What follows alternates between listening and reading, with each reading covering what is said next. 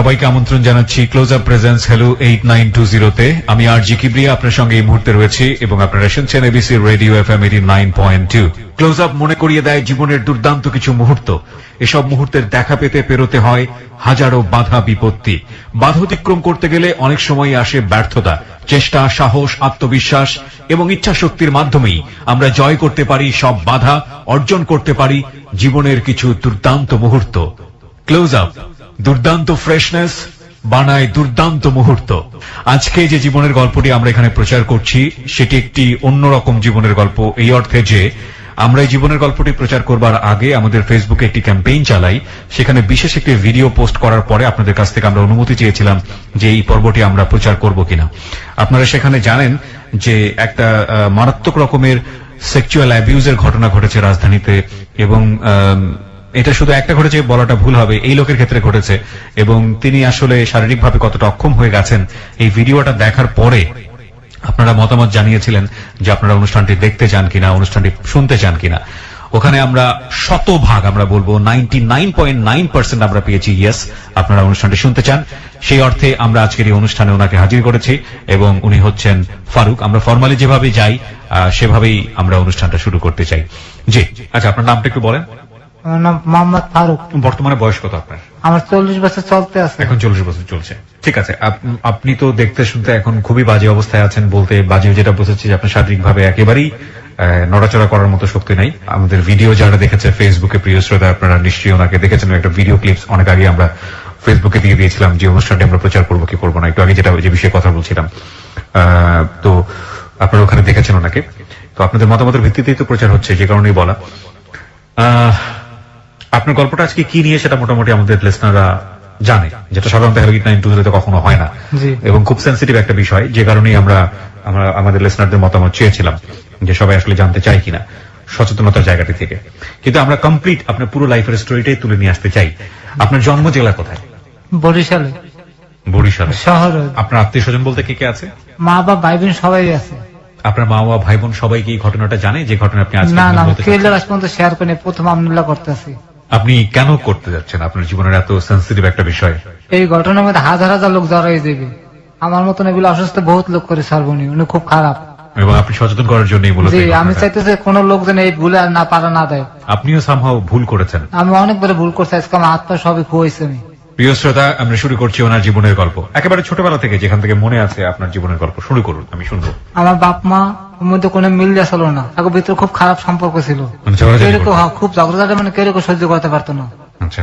তো আমি খেলাধুলা করতাম, অনেক বেশি পছন্দ করতাম, ফুটবল লই সারাদিন পরে থাকতাম। খেলতে গেলে রাত্রে খেলে টেলে আর ঘরে উঠতে পারতাম না, কোনো মসজিদ টসজিদে ঘুমাই থাকতাম, সকাল পরদিন আবার খেলতে চলে যেতাম। কয় ভাই বোন ছিলেন আপনারা? আমি প্রথম সময় একা ছিলাম, এখন বর্তমানে 2 ভাই 1 বোন। আপনি সবার বড়? জি। আপনি একাই ছিলেন। আপনার বাবা কি করতো? আমার বাবা রিক্সা চালাইতো। রিক্সা চালাইতো।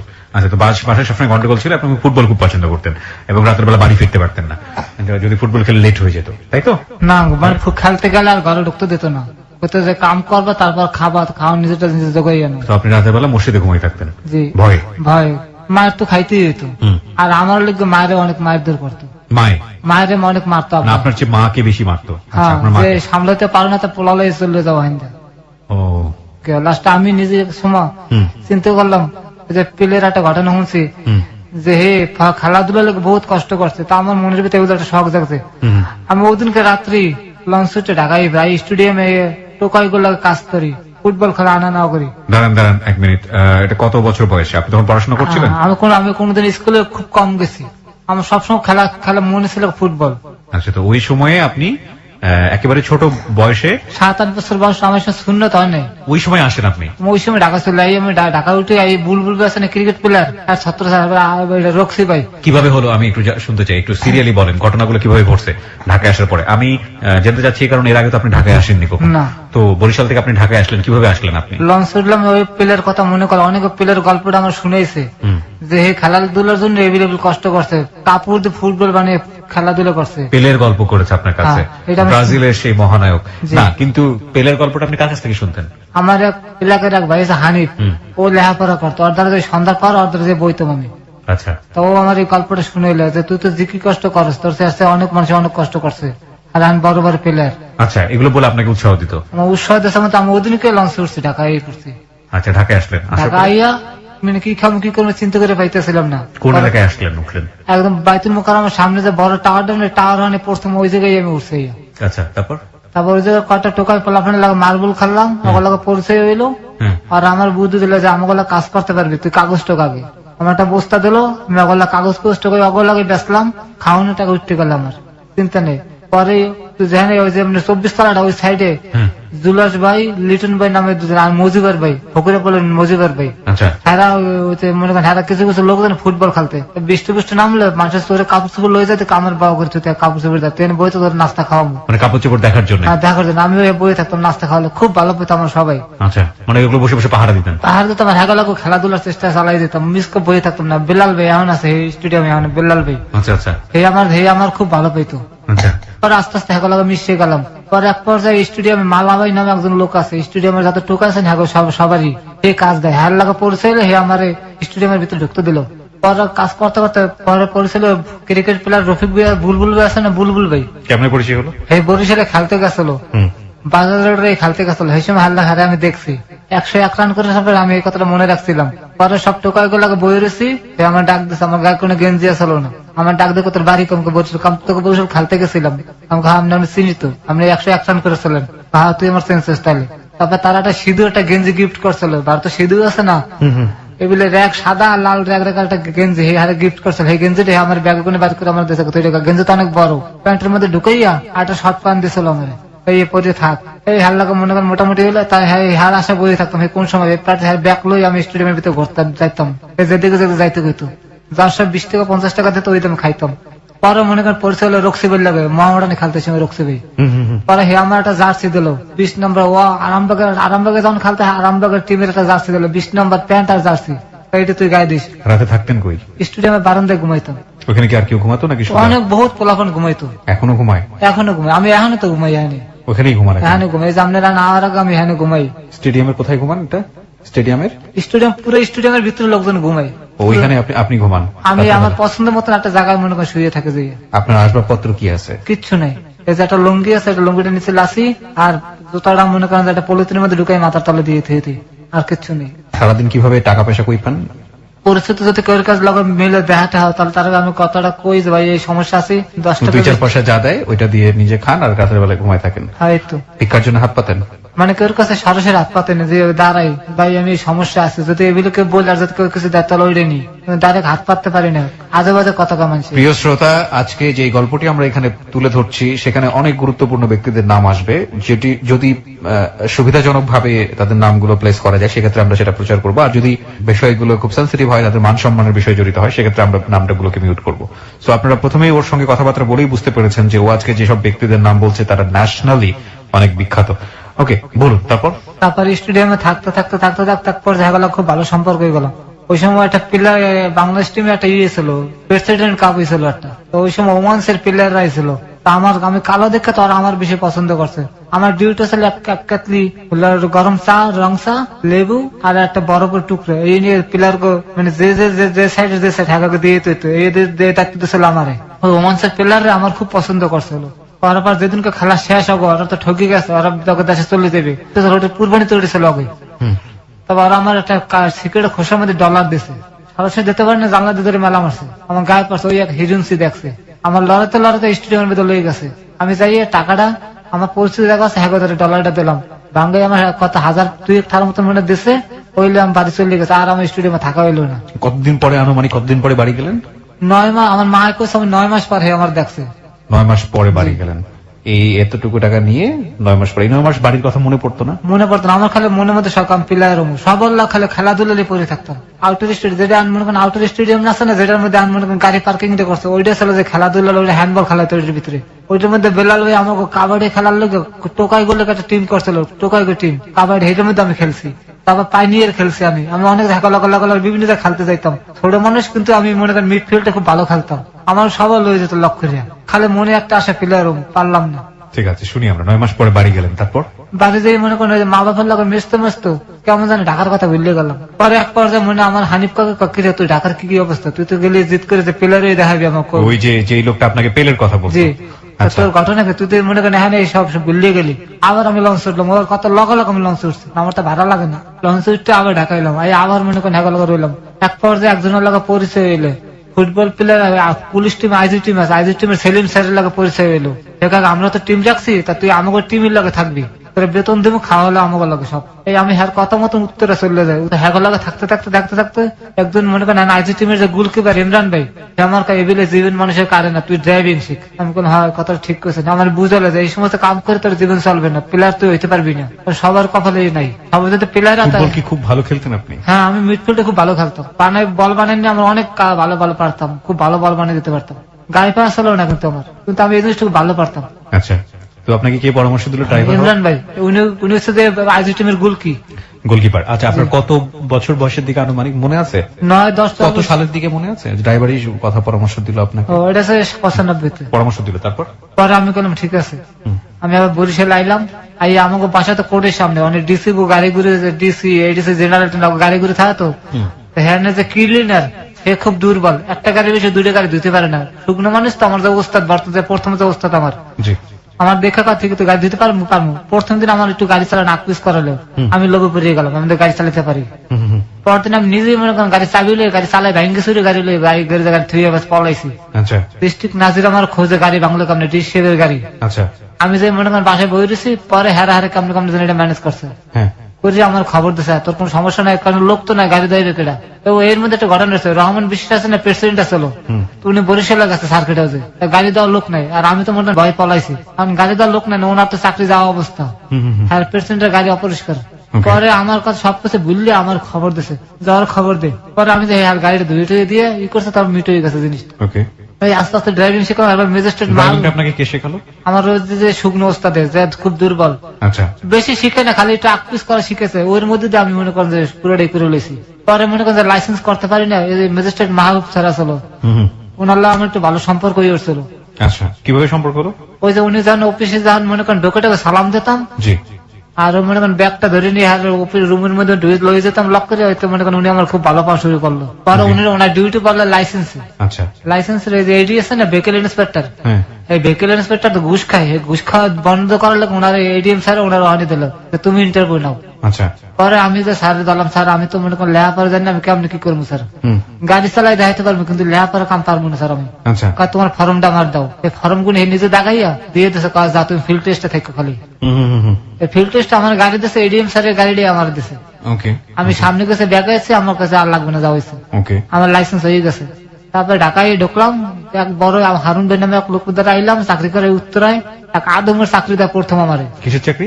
আদম আদম ব্যবসায়ী। হ্যাঁ, চাকরি দেয়, এই চাকরি দিয়ে শুরু করলে বিমানের ক্যাপ্টেনের চাকরি দিলাম হিন্দি, মানে 10 দিনের মধ্যে আমার ইয়ে হয়ে গেল, চালান দেখে ক্যাপ্টেন কয় তুমি আমার গাড়ি চালাবো। ওনার সঙ্গে পরিচয় হলো কিভাবে আপনার ক্যাপ্টেনের সঙ্গে? ক্যাপ্টেনের বাসায় আদম ভাড়া থাকতো। সমস্যা হচ্ছে আপনার? না ভাইয়া, চোখে দিয়ে পানি পড়তেছে যে, মানে কোনোদিন সামনে সামনে হয়নি তো ভাইয়া। কোনো সমস্যা নাই, আপনি আরামসে বলেন, রিল্যাক্সলি বলেন, দরকার হলে আরো সময় নেন। আপনি পরে ক্যাপ্টেন হিসেবে আমার নিয়ে বিমানের ক্যাপ্টেন আসলো, হ্যাঁ ডিউটি করতে রইলাম আস্তে আস্তে আমার মানে পরিবর্তন হইতে আছে। পরে লাগলাম এবি ব্যাংকে চাকরি, মানে খুব দ্রুত আপনার উন্নতি হচ্ছে, খুব দ্রুত আমার চাকরির পরিবর্তন হইতেছে। ওর উত্থানটা বুঝতে পারছেন, মানে একেবারে গ্রামের অজপাড়া গায়ে থেকে উঠে এসে ও কিভাবে ড্রাইভিং শিখে বড় বড় গুণী মানুষদের ড্রাইভার হয়েছে, গাড়ি ড্রাইভার, এবং ওর উত্থানটা আপনারা দেখতে পাচ্ছেন যে কত ড্রামাটিক্যালি, কত দ্রুত। আচ্ছা বলুন, তারপরে আমি একদিন মনে করেন যে ম্যাডামের স্যারের যে বউ, এবি ব্যাংকের স্যারের বউ, উনি খুব রাগী মানুষ, ওনার আমার লাগে কথা কাটাকাটি গাড়িতে বইয়া। আমি ক্যান্টনমেন্টের দিয়ে মনে করেন যে আমি ইসে আওয়াজ ছিলাম, আজমপুর একটা কমিটি সেন্টার আছে, ওই কমিটি সেন্টার দাওয়াত খাইতে আওয়াজ আছে, তার স্যারের আমরা লইয়া তারপরে এক লগে দাওয়াত খাইতে যাবো। কিন্তু ম্যাডাম আমার এমন ভাবে মনে করেন ঝগড়া লেগে গেছে গাড়ির ভিতরে বইয়া, হ্যাঁ ঝগড়া লেগেছে, কিন্তু আমি সহ্য করতে পারবো, আমি কইতে স্যার আমি গাড়ি চালাইতে আছি। কচুঘাতের মুখে এক সময় একটা টেম্পু, যে লেগুনে বড় টেম্পু গুলি আছে না, ওই টেম্পু মারিয়ে দিই, আমার বন্যাটা একদম মনে করেন ব্যাংকের পিছনে চলে যায়। এটা কি ওনাদের ঝগড়ার কারণে আমার সেন্স আসলে ওনার দিকে, গাড়ি চালানোর দিকে আসলে না। একটা বিষয় এখানে একটু সবাইকে সতর্ক করতে চাই, বিশেষ করে রিক্সাতে যারা চড়েন, রিক্সাতে বিশেষ করে কাপল যারা আছেন, বয়ফ্রেন্ড গার্লফ্রেন্ড এবং অনেক সময় হাজবেন্ড ওয়াইফ, যাই হোক না কেন, রিক্সাতে উঠলে আমরা এমন ভাবে কথা বলা শুরু করি বা এমন আচরণ করি, আমরা ধরেই নিই যে রিক্সাওয়ালা কিছু শুনছে না। একইভাবে সিএনজিতেও আমরা এই ধরনের আচরণ করি অনেক সময়, এবং গাড়িতেও। কিন্তু অত্যন্ত সেন্সিটিভ বিষয়গুলো আমরা অনেক সময় এই জায়গাগুলোতে করে ফেলি এবং আমরা ধরে নিই যে তারা আসলে কিছু শুনছে না, কিন্তু তারা শোনেন। এই তৃতীয় পক্ষকে আমরা অস্বীকার করি, আসলে অস্বীকার করার কিছুই নাই এবং এটা তাদের উপরে ইম্প্যাক্ট ফেলে। এবং এই যে অ্যাক্সিডেন্টের কথা বললো, এরকম অ্যাক্সিডেন্ট হওয়ার হামেশাই হয়। সুতরাং গাড়িতে উঠে যত সম্ভব নিজেদেরকে কন্ট্রোলে রাখুন এবং এটা আপনার জন্যই ভালো। বলুন তারপর। পরে অ্যাক্সিডেন্ট করার পর স্যারে আমার অনেক ভালো জানতো, উনি আমার খুব পছন্দ করতো। স্যারে ডিউটি আসলে 2 মায়ের স্কুলে নেওয়া আনা, উনি গাড়ি পেতেন, উনি আর গাড়ি পেতেন না। আচ্ছা, ব্যাংকের গাড়ি কিন্তু উনি গাড়িতে উঠতে পারতো, উনি বাসে যেত। পরে মনে করেন ম্যাডাম হলে ঝগড়া অর্ডার পর গাড়িটা যেমন ওই করলাম, স্যার আমার খুব খেপি গেল। পরে ওই আমার টাকা পয়সা দিলে লাইট লুট কিনে, আর আমি চিন্তা করলাম কি আমার মনে হয় চাকরি নাই, আমি লাইট লুট কিনে দিই আর কিছু টাকা আমাদের রাখে দিয়া আমি গেছি স্যার আমি চাকরি করবো না। ওকে, দাঁড়িয়ে পড়লাম, আইয়ে মনে করেন যে পল্টনে এক পাকিস্তানের চাকরি লইলাম। আর চাকরি করতে করতে করতে করতে মনে করেন যে পরিচয় হইলো যে মনে করেন রেন্টেকারের দেলার বেগুলো। হ্যাঁ, আমার চাকরি হঠাৎ করে একদিন চলে যায়, দেলার বের করলাম, দেলার বে আমার তো চাকরি নেই, আমি কি করবো, তুমি আমার রেন্টেকারে ভর্তি হও, তোমার তো গাড়ি চালানো আমি দেখছে ভালো, তুমি রেন্টেকারে ভর্তি। এই রেন্টেকার ঢুকলাম। কত সালের দিকে এটা? 2007 বা 8 হইবে। আচ্ছা আচ্ছা, ওকে। ঢুকলাম, ঢোকার পরে মনে করেন যে হ্যাঁ লাগে আমার ট্রিপ মনে করেন যে লাগা বান্ধে লাগিয়ে রইলো। সমস্ত যে আমার একবার নেয় এই আই আমারই খোঁজে, তো ওই ছেলেটারে দেন। ওকে। পরে মনে করেন যে বাবুদের নামে একজন লোক আছে হিন্দু, ওকে। উনি আমার হ্যাঁ গাড়ির লোক সেট করে যে হ্যাঁ 4 জন পার্টনার, তো তারা নিজেরা বই আমার সেট করে যাওয়ার এই গাড়িটা দিয়ে দাও, ও আর ট্রিপ আছে বেশি। ওকে। শুরু করে আর পিছনে আমি আর তাকাইনি, আমি চলতেই আছি। ওকে। রেন্টেকারের সিস্টেমটা কি ছিল? মানে গাড়ি যে যেখানে খুশি ভাড়া নিত? ভাড়া নিতে পারতো। আপনি জানেন আপনি এন্ট্রি করিয়া আর আপনার ছবি তুলে রেখে দিত। তো আপনি ঢুকলেন রেন্টেকারে? ঢুকলাম, ঢুকে মনে করেন আমার কাজ চলতে আছে, আমি কোনো সময় মিস যাই না। আমি পিছনে একটু ঘটনা রেখেছে ওই বলতে চাই আবার। বলেন। এমপি আলালবের 2001 নির্বাচনের সময় আমার গাড়ি ভাড়া নেই। আচ্ছা। বরিশাল দিয়ে, তা আমি নির্বাচনে 2001 হেল্লাকে মনে করেন থাকি, সবার ভালো পরিচয় হয়ে যায় আমার লাগে। আচ্ছা। একদিন রাত্রে মনে করেন যে আলালবের কিছু লোকজন গণ্য দিয়ে আগুন যারা দিয়ে দিতে হইবে রাত্রে 2টার সময়। ওকে। হঠাৎ করে হাগদের কিছু বাহিনী আছে, রাত্রে পার করে দিতে হইবে। ওকে। পরে আমার বলে তোমার গাড়িটা আছে খালি, আমি কাছে আছে স্যার, কথা আমার লোকজন গণ্য একটু দিয়েও গণ্য দিয়ে আগুন যারা দিয়ে বা। ওকে। তা আমার কাছে আমি রাত্রে রাজি হয়ে গেছি, ভাড়া বেশি দিছে, আমি রাজি গেছি। তা আমি রাত্রে দিয়ে আসার সময় গাড়ি রাত্রে অ্যাক্সিডেন্ট করি আমি রাত্রে। ওকে। প্রথম একটা হুন্ডা মারে, হুন্ডা লাগছে না, পরে এক রিক্সার মধ্যে যাত্রী মহিলার পুরুষ ধাক্কা একজন কানের পর্দা ফাঁকছেন, একজন বুক ফাটতে যায়। আপনার? না আপনার গাড়িতে? আমার গাড়িতে। পরে আমি গাড়িতে উঠে বরিশাল মেডিকেল ভর্তি করি। আপনার গাড়িতে ধাক্কা লাগে? আমি ঠিক বুঝলাম না। মানে যাত্রী নামে দেওয়ার সময় রাত্রে আমি প্রথম একটা হুন্ডা অ্যাক্সিডেন্ট করে, তা ভয়ের ঠাল আমি গণ্য ইসে ঢুকি, উজিরপুর ঢুকি, অবিবের এলাকা, অবি আর এলাকায় ঢুকে, তো ওই এলাকা আমার লোকজন আছে, আমি সিনিয়র ইলেকশনের সময় সবাই তো আমার কিছু করতে পারবেন এই চিন্তা ছিল মাথায়। ওই এলাকা যখন ঢুকছি না, তখন খুব ভোরে একটা রিক্সা, আপনি নাড়া আছে না ধান, এই ধান কেটে রাস্তার মধ্যে ফালাই রাখছে। তো ওই রিক্সাওয়ালারা মনে খুব সম্ভব আমার গাড়ি চালানোর মতো, যেটা আমি বুঝতে পারতেছি, রিক্সাওয়ালারা মনে যাত্রী করছে রিক্সা ঘুরাও, তা রাস্তা তো সরে 2 পাশে নাড়া ফালাই রাখছে, রাস্তা কোনো কম কমে গেছে রাস্তা। আচ্ছা। তা আমি তো মনে করেন টাইনে যাইতে আসছি যে আমার শহর উঠতে হবে, ওই রিক্সাওয়ালা করছে হঠাৎ করে গাড়ি ঘুরিয়ে ফেলেছে, আর আমি মেরে দিতেছি রিক্সাটারে। ওই যাত্রী দুজনে পড়ে গেছে, মহিলা একটা পুরুষের, দুজন হিন্দু। ওকে। পরে একদম মনে করেন আমি গাড়িতে তাকে উঠলাম, বললাম খবরদার করে ধরবেন না, এটা এমপি সাহেবের গাড়ি, যাও আমরা বুঝবো। আচ্ছা। আপনি আগে গাড়িতে রুগী উড়ে দেন, আমি লয়ে যাই আগে। আচ্ছা। এই দুজন আমি উড়ে বরিশাল মেডিকেলে নিয়ে ভর্তি করে আমি গাড়ি নিয়ে পলাই পড়ি। আইয়া পর রাত্রে বিকেল 4টার সময় দুজন মারা যায়। পারলাম না, বাঁচাতে পারেন না? পারলাম, চেষ্টা করছে, কোন ড্রাইভার আজ পর্যন্ত রিক্স লয় না, যে রুগী লইয়া মেডিকেলে ভর্তি করছে। আমার কাগজপত্র দেখে ম্যাজিস্ট্রেট আমার জামিন দিয়ে দিছে। ম্যাজিস্ট্রেট জামিন দিয়ে দিল মানে? ঠিক বুঝলাম না, আপনাকে ধরছিল নাকি? আমি সারেন্ডার করছিলাম। কেন? আমার নামে তো মামলা হয়েছে এই রোগী তুলার কারণে গাড়িতে? হ্যাঁ, না আমি গাড়ি অ্যাক্সিডেন্ট করছি না, গাড়ির নাম্বারটা আমার গাড়ি হুদ্দে জব্দ হয়ে গেছে। আচ্ছা। থানা ধরলে হয়ে গেছে। আচ্ছা। নেওয়ার পর আমার নাম মামলা হয়েছে, বাপ ঠিক একজন ধরা পড়ছে, আমার হেল্পারটা ধরা পড়ছে, সবকিছু করে দিয়েছে, আর কোর্টের পিছনে বাসা, আমার তো সবাই ছিল। মামলার পরে আমার মামলায় লেখে দিয়ে গেছে পুলিশ দারোগা ইমরান স্যার, ভালো আসলো, যে ড্রাইভার চেষ্টা করছে যে বাঁচানো পারে নাই, মেডিকেলে ভর্তি করছে, এই কথার উপরে আমার জামিন হয়েছে। ওকে। ওকে। তা আমার যে উকিল ছিল এ কথা, স্যার এই ছেলে যদি খারাপ হতো তাহলে রুগী মেডিকেল আনতে না, রাস্তায় ফালাই থুয়ে যেত। ওকে। এর চেষ্টা করছে বাঁচানো পারেনি, এই জামিন হয়ে গেল? জামিন হয়ে গেল। পরে আল্লাহ জামিনের আগে আমি খুব ভয় পেয়ে গেছিলাম। মানে জামিনটি আপনি জেলে গিয়েছিলেন? না, আমার যাইতে হয়নি। আমি পার্টির লোক একটা মিছিল করে হেলাইছি। আচ্ছা। যারা উড়িয়ে হেলাবে এত টাকা দেবো। ওকে। পরে আল্লাহর কাছে প্রার্থনা করলাম, আল্লাহ যদি আমি এই যে মাপ পাই তাহলে আমি এটা এতিম মেয়ে বিয়ে করবো। মানে আপনি প্রার্থনা করলেন এটা? আল্লাহ কাছে একটা প্রার্থনা করছি, যাতে আমি এই কেসে খালাস জামিন পাই। আমি খুব ভয় পেয়ে গেছিলাম যে মার্ডার মানে ও স্বাভাবিক মার্ডারের মধ্যে তোমার এই কেসে মনে সাজা আমার এবিল হইবে। ওকে, আমি ভয় জানতাম না যে গাড়ি অ্যাক্সিডেন্টের মার্ডার আর ওই ম্যাটার এক না, আচ্ছা, বুঝতাম না আমি এটা। ওকে, পরে আল্লাহ ঠিকই যখন আমি দেখছি যে আমি জামিন পেয়ে গেছি, তখন আমি মনে মনে করছি যে আমি একটা এতিম মেয়ে বিয়ে করবো। পরে যে আমি বিয়েটা করি, আমি সুন্দরবন লঞ্চের নাম শুনতাম না মনে হয়? সুন্দরবন লঞ্চ, জি, হ্যাঁ। এই সুন্দরবন লঞ্চের মালিক আছে জন্টু শেখ, জি, হ্যাঁ চাকরি করতাম আমি, আচ্ছা। কিসে চাকরি করতেন? ড্রাইভারি? ড্রাইভিং। ওকে। তো আমার এই প্রায় সময় রাত্রে একটা মোবাইল দিয়ে মিস কল হইতো। অকারণে মিস কল আসতো? হ্যাঁ, অকারণে মিস কল হইতো। আমি কোন সময় ব্যাক করতাম, আমার অবশ্যই আমি কোন সময় ব্যাক করি না। আচ্ছা, তোমার যাতে কথা কর ইচ্ছে তা তুমি সরাসরি করো, ওকে। কিন্তু সারা রাত বই খালি মিস কল হইতো, সারা রাত বইয়া হুম হুম হুম। ঘুমাইতে পারতাম না। পরে এক সময় ব্যাক করলাম, করার পর হাল্লা মাল্লা কথাবার্তা দিল। আমি জিজ্ঞাসা তোমার কে কে আছে? আমার কেউ না, বাপ মা না। তখন তো মনে করেন আমার তার প্রতি একটু দুর্বলতা লাগিয়ে গেল। আমি তো এতিম খুঁজে মনে মনে। আচ্ছা, তো ওর নাম কি ছিল মেয়েটা? ফেরোজা। ফিরোজা, আচ্ছা, হ্যাঁ। পরে মনে করেন হাল্লা আমার লাগে একদিন মনে করেন যে রাত্রে কথা কি যে আমি তুমি এক কাপড় বরিশাল আইতে পারবো? আমি পারবো না। মানে মেয়ের সঙ্গে কি আপনার পরিচয় হয়ে গেল? হ্যাঁ, ফোনে ফোনে ওই বেশ ধরনের করে- মানে হ্যাঁ। সম্পর্ক কি হয়ে গেল? হ্যাঁ, প্রেমের যে সম্পর্ক? হে আমার লাগে সম্পর্কটা হয়ে গেল। আচ্ছা, তা আমি জিজ্ঞেস করলাম যে তুমি এক কাপড় বরিশাল আইতে পারবো? পারবো না। আচ্ছা। ভোর 7টার সময় উঠতে আমার ফোন দিচ্ছে, আমি কিন্তু গাড়িতে। আমি বিশ্বাস করিনি। এবার আপনার সঙ্গে ফোনে কথোপকথন হওয়ার কতদিন পরের ঘটনা এটা? 3 মাস। 3 মাসের মধ্যেই? হ্যাঁ। আচ্ছা, তারপর? পরে আমার হে গাড়িতে 7টার সময় টোকা আমি গাড়িতে। আমি বিশ্বাস করিনি জিনিসটা। আমি মনে করেন যে বাসায় ডিউটি করতে আছে ম্যাডামের, হুম। আর বাচ্চা করে ডিউটি। পরে মনে করেন 4টার সময় আমার বরিশাল ফোন দিচ্ছে, আমি নতুল্লা বাস। কিসের লগে? নতুল্লা বাস, আমি বাস স্ট্যান্ডের নাম আছে নতুল্লা বাস। আচ্ছা, আচ্ছা।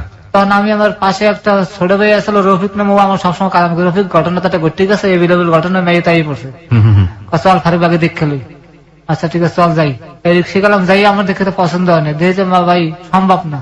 মানে যত কিছু বাস, কেন মন হ্যাঁ। থেকে নিয়ে নিতে পারছেন না? মানে আমি এখন মনে করি যে কি করবো, কান্দি দেবো না আমি ফিরে আই করবো। আর আমি রফিক কি করবো? ফারুক ভাই বরিশালের লোকজন এই মাইয়ে তোর দাঁড়াইছে, কোন একটা খারাপ কিছু ঘটে গেল, তোর নাম কইবে, মা হুদা দিয়ে মনে করেন নারী নির্যাতন মামলা ফিরে যাবে। মেয়েটাকে দেখে পছন্দ হলো না কেন? মাইটা মানে দেখে মানে বয়স্ক মনে হইতেছে। বয়স্ক মনে হচ্ছে, মানে চেহারা ছবি দেখে আপনার পছন্দ হয়নি? না। আচ্ছা, আগে বাসা লই এলো, এটা বুঝে হয় না, তারপর কিছু টাকা পয়সা দিয়ে বিদে আগে বাসা লই এলো। আগে বাসা নাও, হ্যাঁ, না আপনার বন্ধুই পরামর্শ দিচ্ছে? হ্যাঁ, আমি হাতর বুদ্ধি ঠিক আছে, লতে যাই। তারপর হলে মনে করেন যে আমি বাসা, আমার দোকানে বাসা আসলো, আইলাম। চানমিয়ার নাম আছে? না, আমি নাম শুনিনি। এই যে মেয়ের প্রার্থী আসলো বরিশালের। আচ্ছা, আচ্ছা, হ্যাঁ, ভারপুর আসলো ওইটা রফিক। ওকে। ওনার বাসা নিলেন? হ্যাঁ, বাসার পিছনে ভাড়া থাকতাম, ওকে। ব্যাচেলার একলা। প্রিয় শ্রোতা, আপনাদের এখানে সবাইকে একটু নোটিফাই করছি, আজকে যে গল্পটা এখানে রিভিল হচ্ছে, হুইচ ইজ কোয়াইট সেন্সিটিভ এবং of course it's 18+ story in a sense. সচেতনতার দিক থেকে প্রাপ্তবয়স্কদেরই আমরা শুনতে বলবো এই গল্পটা। এবং এই গল্পটা শোনার আগে আমার মানে শুনলেও ইভেন আমি বিলিভ করতাম না।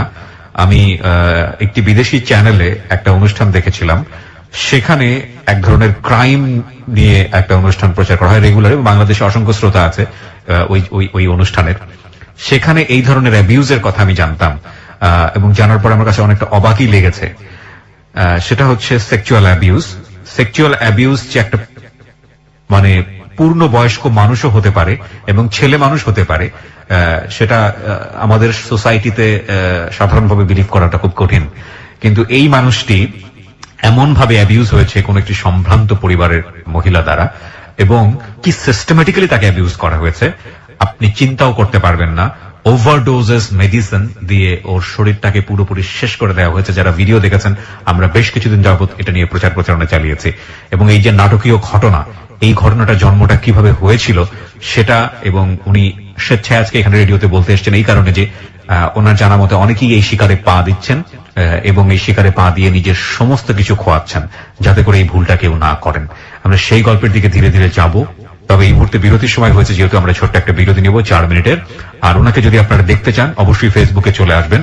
আমার ফেসবুকের ঠিকানা হচ্ছে www.facebook.com/kibria.rj। আমি আবারও বলছি www.facebook.com/KEBRIA.rj।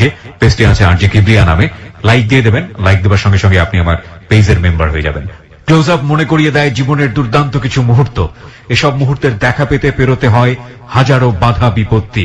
বাধা অতিক্রম করতে গেলে অনেক সময় আসে ব্যর্থতা। চেষ্টা, সাহস, আত্মবিশ্বাস এবং ইচ্ছাশক্তির মাধ্যমেই আমরা জয় করতে পারি সব বাধা, অর্জন করতে পারি জীবনের কিছু দুর্দান্ত মুহূর্ত। ক্লোজ আপ দুর্দান্ত ফ্রেশনেস বানায় দুর্দান্ত মুহূর্ত। ফিরে আসছি ঠিক 4 মিনিট পর। Close Up presents Hello 8920. Close Up. The closer, the better. Close Up presents Hello 8920. Close Up. The closer, the better. 4 minute পর আমরা আবারও ফিরে এসেছি ক্লোজ আপ প্রেজেন্স হেলো 8920 তে। The closure, the better. আমি আরজি কিবরিয়া রয়েছে আপনার সঙ্গে এবং আপনারা শুনছেন এবিসি রেডিও এফএম 89.2। এখানে আজকে জীবনের গল্প বলার জন্য আছে ফারুক। তার জীবনের যে অবর্ণনীয় গল্প সেটা কিছুটা হলেও আপনারা আজ করতে পারছেন, কিন্তু আমরা সেই গল্পের ভেতরে এখনো প্রবেশ করিনি। আমরা সেখানটায় যেতে চাই ধীরে ধীরে। ক্লোজ আপ মনে করিয়ে দেয় জীবনের দুর্দান্ত কিছু মুহূর্ত। এসব মুহূর্তের দেখা পেতে পেরোতে হয় হাজারো বাধা বিপত্তি। বাধা অতিক্রম করতে গেলে অনেক সময় আসে ব্যর্থতা। চেষ্টা, সাহস, আত্মবিশ্বাস এবং ইচ্ছাশক্তির মাধ্যমেই আমরা জয় করতে পারি সব বাধা, অর্জন করতে পারি জীবনের কিছু দুর্দান্ত মুহূর্ত। ক্লোজ আপ দুর্দান্ত ফ্রেশনেস বানায় দুর্দান্ত মুহূর্ত। আমি আরজি কিবরিয়া রয়েছে আপনার সঙ্গে এবং আপনারা শুনছেন এবিসি রেডিও এফএম 89.2। এখানে আজকে জীবনের গল্প বলার জন্য আছে ফারুক। তার জীবনের যে অবর্ণনীয় গল্প সেটা কিছুটা হলেও আপনারা আজ করতে পারছেন, কিন্তু আমরা সেই গল্পের ভেতরে এখনো প্রবেশ করিনি। আমরা সেখানটায় যেতে চাই ধীরে ধীরে। ফারুক, আমরা যেখানটায় ছিলাম, ব্রেক নিয়েছিলাম যেখানে, বলুন তারপর।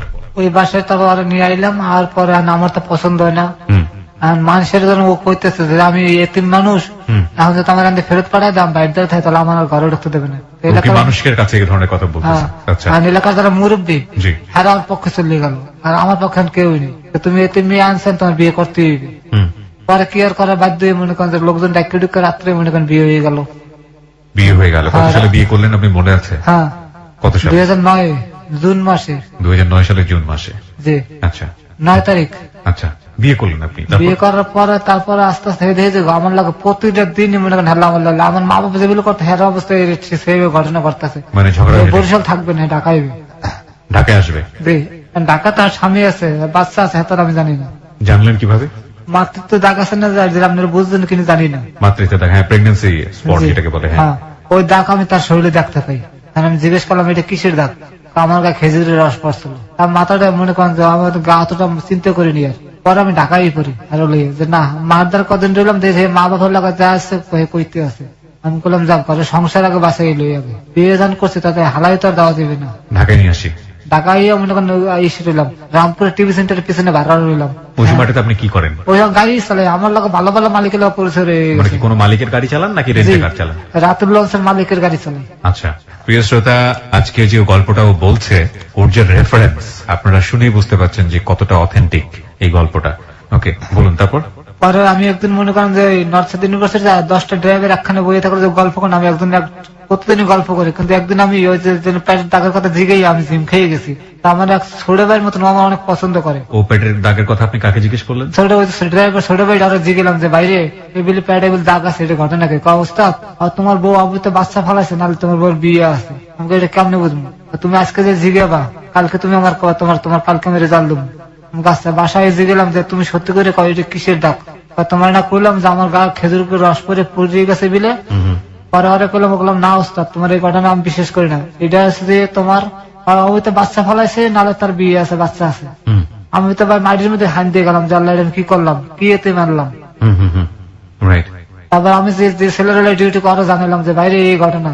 ও আবার মায়ের লোক ডাক্তার প্রেম করে। আপনার চোখ দিয়ে পানি পড়ছে। আপনার একেবারে মনে করতে হবে এমন কোনো কথা নাই। আপনার শরীরের অবস্থা খুবই খারাপ, আমরা জানি। আপনি কি একটু রেস্ট নিতে চাচ্ছেন? না না ভাই, চলতেছে চলুক। চলতেছে চলুক, কাছে বলেন। হ্যাঁ, ওই হাসপাতালে হে মাইয়ে ডাক্তারি পরে হ্যাঁ ফোন দিলাম, হে একই রেজাল্ট দিলে, যাতে বাচ্চা হয়েছে না সে খারাপ ছিল, মানে কনফার্ম বলে দিল। কনফার্ম বলে দিলাম। তারপর আমার যে কখন কইলে তখন আমি আর মানি নিলাম। হ্যাঁ, আমি রাতুল আমার কাকা ফারুক ভাই তুমি বিলে পারবা না, আমি তোমার একটা বুদ্ধি শিখিয়ে দিই। তোমার রাত্রে বুঝাইয়ে কও যে তুমি যদি মনে করেন মিথ্যা কোয়া তাহলে তোমার এখানে মেডিকেল টেস্টে কিন্তু ধরা পড়ে। আচ্ছা, হ্যাঁ এটা সত্যি, মেডিকেল টেস্টে ধরা পড়ে। এটি মেডিকেল টেস্টে ধরা পড়ে, যদি তুমি যদি মনে করেন মিথ্যা কথা কও তাহলে কিন্তু তোমার ডিভোর্স দিয়ে দেবো। আচ্ছা, তখন আমি রাত্রে দিয়ে মনে করেন আরে কইলাম একটা শাড়ি গিফট করলাম, ও আমার রাত্রে 500 টাকা দিচ্ছে, তুমি যে শাড়ি কিনে আর গিফট করে গিফট করে সুন্দর করে বলো। হ্যাঁ করে বলো। হ্যাঁ, তারপর বললাম যে তুমি সত্যি করে কর, নাহলে আমি তো তোমার ডিভোর্স দিয়ে দেবো। পরে উঠতে কাকা, হ্যাঁ আমার একটা বিয়ে আছে, একটা বাচ্চাও আছে। বিয়ে আছে, বাচ্চাও আছে, ডিভোর্স হয়নি? আমি তো ভাই মাথা মতো আউলে গেছে লগালগ মুহূর্তের ভিতরে, জানলা কোন অভিশাপে ঢুকলাম, জেল খাটাই তো ভালো আসলো আমার।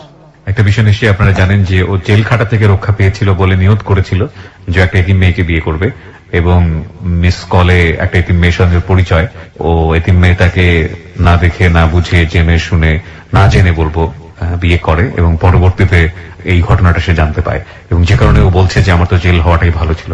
বলুন তারপর। তারপর মনে করেন এই যে তাল্লা মনে করেন যে সম্পর্ক আস্তে আস্তে বাঙ্গালোর দিকে যাওয়া শুরু করে। মানে আমি আর তার সজ্জা আমার তাল্লা মিল তালা হইতেছে না, যে তুমি কোরআন শরীফ যখন শপথ করছো তুমি আর মাঝিয়ে ভালোতে পারবা, মানে তখন আপনার কাছে এই মনে হয়েছে? এই মনে হইতেছে। পরে সে যে তাবিজ তোমার দিকে মনে করেন ঝুঁকে পড়ে, তাবিজ কবজ করা শুরু করে এর মধ্যে, মানে আমি তাদের দিকে আস্তে আস্তে দূরে সরার চেষ্টা করি, তখন সে মনে করেন যে তাবিজ তোমার লাগে জড়াইয়ে যায় এবং হাতে নাতে ধরায় পরে। আমি একসময় মনে করেন গড়তে বেরিয়ে যাই যে আমি এর মধ্যে আর থাকবো না, তুমি তো ঘর ভাড়া দিয়ে আমি চলে পড়ি, তুমি এনাল তোমার মতো তুমি খাও, ঘর ভাড়া দিয়ে গেলাম। পরে মনে করেন যে হেহার মতন চলে যায়, আমি মনে করেন যে পাকিস্তানের চাকরি করি। একসময় হঠাৎ করে আমি স্বপ্নে দেখি যে আমার বউটা খারাপ হয়ে গেছে, রাস্তায় মনে করেন রাস্তায় চলাফেরা করে। আমি বললাম আল্লাহ, ও যত ইজ্জত বিক্রি করে খায় তাহলে তাই আমার মতো হইবে। আমি আবার ফোন দিয়ে আবার আনি, যা হয়েছে তুই বিল্লে যা, কিন্তু বিগত দিন আর কিছু করতে পারবি না। রাজি হয়। তারপর আমার একটা বাচ্চা মাহাদি। ওকে, বাচ্চা আসলো বিয়ে কতদিন পরে? 1 বছরের পর, মনে 1 বছরের পর। মানে একটা ছেলে প্রথম একটা বাচ্চাও নষ্ট করে ফেলাম, কইতে ভুলে গেছে মাঝখান দিয়ে। প্রথমে একটা বেবি নষ্ট করে ফেলে? হ্যাঁ। কিভাবে? আপনার পরামর্শতে নষ্ট? না না না না। আচ্ছা। এই যে মনে করেন ও দেশের বাড়িতে বিধবা বাতা উড়িয়ে খায়, কিন্তু ও যাতে প্যাডনেস হয়ে বাতা আনতে যায় তাহলে আরো মানুষ ধরবে, এই লোক বাচ্চাটা নষ্ট হতো প্যাডনেস। প্রেগনেন্ট? হ্যাঁ। ও মনে করেন নিজে বাচ্চাটা কামড়ে নষ্ট করে, একদিন দেখে যে রক্ত চাক্কা পড়তেছে পেটের নিচ দিয়ে। ওহো। আমি তো মনে করি কোনোদিন কান্দি না, আমি মানুষ দেখলে ভয় পাই না, আমার এত সাহস, আমার হাঁটা এত বড়। একদিন দেখে ও চিৎকার দিয়ে দেয় আর মনে করেন যে রক্ত ঠান্ডা পড়তে আছে। পরে আমি ওই জায়গায় একটা হাসপাতাল আছে বাহিরের, ওগুলো লয়ে যাওয়ার বাবা আপনি তাড়াতাড়ি এমআর করতে হবে, তাড়াতাড়ি ঢাকা মেডিকেল লয়ে যান। তার আমি জিগেলাম যে আমি কি করবো, তাদের টাকা পয়সা হতো না, তোমার অত চিন্তা করা লাগবে না, তুমি আমার মিরপুরে একটা বরিশাল হোমিও একটা ফার্মেসি আছে, তুমি ওখানে আমার লইয়ে যাও। তার মানে যে ও অনেক আগে এই সমস্ত কাজের লোক জড়িত ছিল, মানে জানতো সবকিছু, কোথায় কোন লোক কোথায় কি করলে জানে, ও জানে। সেই জায়গায় না ওষুধ লগালগ ভালো হয়ে গেছে, রক্ত মুক্ত পরে বন্ধ হয়ে গেছে, চাক্কা বন্ধ হয়ে গেছে, একবার একটা বড় চাক্কা পরে আর পারো না। পরে মনে করেন যে আবার একটা বাচ্চা নষ্ট করলো, কেরানীগঞ্জে আমি থাকতাম। মানে কি 2টা বাচ্চা নষ্ট করে? ও 2টা বাচ্চা নষ্ট করেছে, কিন্তু একটা আমি জানি, কিন্তু আরেকটা যে করছে আমি জানি না। আচ্ছা, এটা জানলেন কিভাবে তাহলে? এমআই রিপোর্ট দেখছি আমি, এমআর রিপোর্টে 2টা বাচ্চা নষ্টের রিপোর্ট এসছে। না না, মানে প্রথম একটা তো ওই যে কেমনে নষ্ট করলাম আমি জানলাম না, রক্ত চাক্কা চুক্কা ভর্তি দেখলাম, কিন্তু যেটা কেরানীগঞ্জে যেটা হয়েছে ওটা পাইলাম এমআই রিপোর্ট, কাগজপত্রে খুঁজতে দেখলাম যে ওটার মধ্যে একটা রিপোর্ট। আল্ট্রাসাউন্ড করা আসলো, মানুষের জিগেলাম বাড়িটা পরিটা হুনান তো আমারে, আপনার বউকে প্যাডনেস আসলো, তা আমি মনে ভালো মতো কিছু ঘা আসলো, তাই উনি তো বাচ্চাটার ই করে আনছে, এমআর করছে। এই মনে করেন হার মতো যেমন একখানে মনে উঠতে গেল, হার মতন থাই আমি আমার মতন থাই। আচ্ছা, এটা হচ্ছে আপনাদের বাচ্চা হওয়ার আগের? হ্যাঁ, এই যে মাহাদি হওয়ার আগের ঘটনা। জি। পরে মাহাদি আমি চিন্তা একটা বাচ্চা যদি না, আমার একটা বাচ্চার খুব শখ, পরে একটা বাচ্চা নাম মাহাদি। মনে করেন ও যখন মনে করেন 4 মাস বয়স বাচ্চাটা গড়তে পলাই জায়গা আপনার কাছ থেকে পালিয়ে যায়। হ্যাঁ, আমি নোয়াখালী ট্রিপে যাই, ও করতে আমি বাচ্চাটা দুধের টাকা দিয়ে যেতাম, ওই টাকা নিয়ে আর ওই বাচ্চাটা দিয়ে যেত, কিন্তু আমার বাচ্চাটা সুজি খাওয়াই রাখতো, চাল গুড়ি করে খাওয়া। মানুষ আমার কইছে যাওয়ার পরে। ওইটা কি মানে ওই হাজবেন্ড কি উনি ডিভোর্স দিয়েছিল? আমি মামলা চলতেছে এটা আমি জানি, ও মামলা করছেন নামে। এই মহিলা মামলা করেছে? হ্যাঁ। আগের হাজবেন্ড কি ছিল পেশায়? পেশায় রাজমিস্ত্রি ছিল। রাজমিস্ত্রি ছিল। চোখে যে ডান চোখ দিয়ে আপনার এরকম পানি পড়ে, এটা কি সবসময় পড়ে নাকি আজকে প্রথম হচ্ছে এরকম? আজকে মানে কান্দা হইতেছে, পারতেছে না রাখতে ভাইয়া, কি করবো আমি, কি হাতে পাওয়া আছে বলে চলতে পারি না। আপনার বাম চোখ দিয়ে যে পানি পড়ছে না, শুধু ডান চোখ দিয়ে পড়ে, এটা কি মানে সবসময় হয়? আজকে প্রথম, মানে শুধু ডান চোখ দিয়ে হচ্ছে এরকম? প্রিয় শ্রোতা, এখানে একটা বিষয় বলে রাখি, ওনার শরীরটা কিন্তু খুবই বাজে অবস্থায়। উনি কিন্তু, ওনাকে দেখলে আপনারা বুঝতে পারবেন, একটা স্ক্র্যাচে ভর দিয়ে, আপনারা ভিডিওতে হয়তো বা দেখেছেন, একটা স্ক্র্যাচে ভর দিয়ে হাঁটেন উনি। একটা কাপড়, পলিথিন ব্যাগ, সেটার মধ্যে ওর এক সেট কাপড় থাকে, ওটা নিয়ে উনি এই স্টুডিওতে এই মুহূর্তে, এবং ওনার হাঁটার সামর্থ্য নাই, খুবই বাজে অবস্থা। এক চোখ দিয়ে যখন পানি পড়ে কন্টিনিউয়াসলি, সেটা এক ধরনের সিনড্রোম এবং উনি কিন্তু স্ট্রোক করা রোগী। সুতরাং কিছু বিষয় আমাদেরকে কনসিডার করেই ওনার স্টোরিটা এখানে প্রচার করতে হচ্ছে। আশা করছি আপনাদের সেই রকম ধৈর্য থাকবে। বলুন তারপর। কাকা তাহলে বাচ্চাটা পলাই জায়গা আমার জিনিসপত্র বাড়ি এলে লেগে জড়তে আসলো। পরে আমি বাচ্চা খুঁজতে না পাই, আমি পরে একসময় শুনি যে বরিশাল গেছে মার দ্বারে। আচ্ছা, আমি তাড়াতাড়ি মার দ্বারে যাই, যাই মা বাচ্চা দেখা আমার আগে দিয়ে আমার বাচ্চা আমি পাইছি। আচ্ছা, কিন্তু বাচ্চা আমার দেবে না, বাচ্চা দিবে না। আমি যা মার দ্বার থাকবো, ভালো তো থাকবে, আমার বাপটা একদিন কইলে কইবে। আমি আর জোরাজোরি করলাম না, বাবার আই পড়লাম। আমি এই সময় চাঁদপিন শাড়ি আছে না, এই চাঁদপিন শাড়ির মালিকের চাকরি করি, সালামাজি। আচ্ছা, এই চাকরি করার অবস্থার ঘটনা আপনার আমি কইতে আছি। জি। পরে মনে করেন যে হে কিছুদিন পর ঢাকা আইয়ে মনে করেন হেয়ার মতন থাকে, ওই বাচ্চার দিয়ে ভিক্ষে করায়। বাচ্চার দিয়ে ভিক্ষে করানো? হ্যাঁ।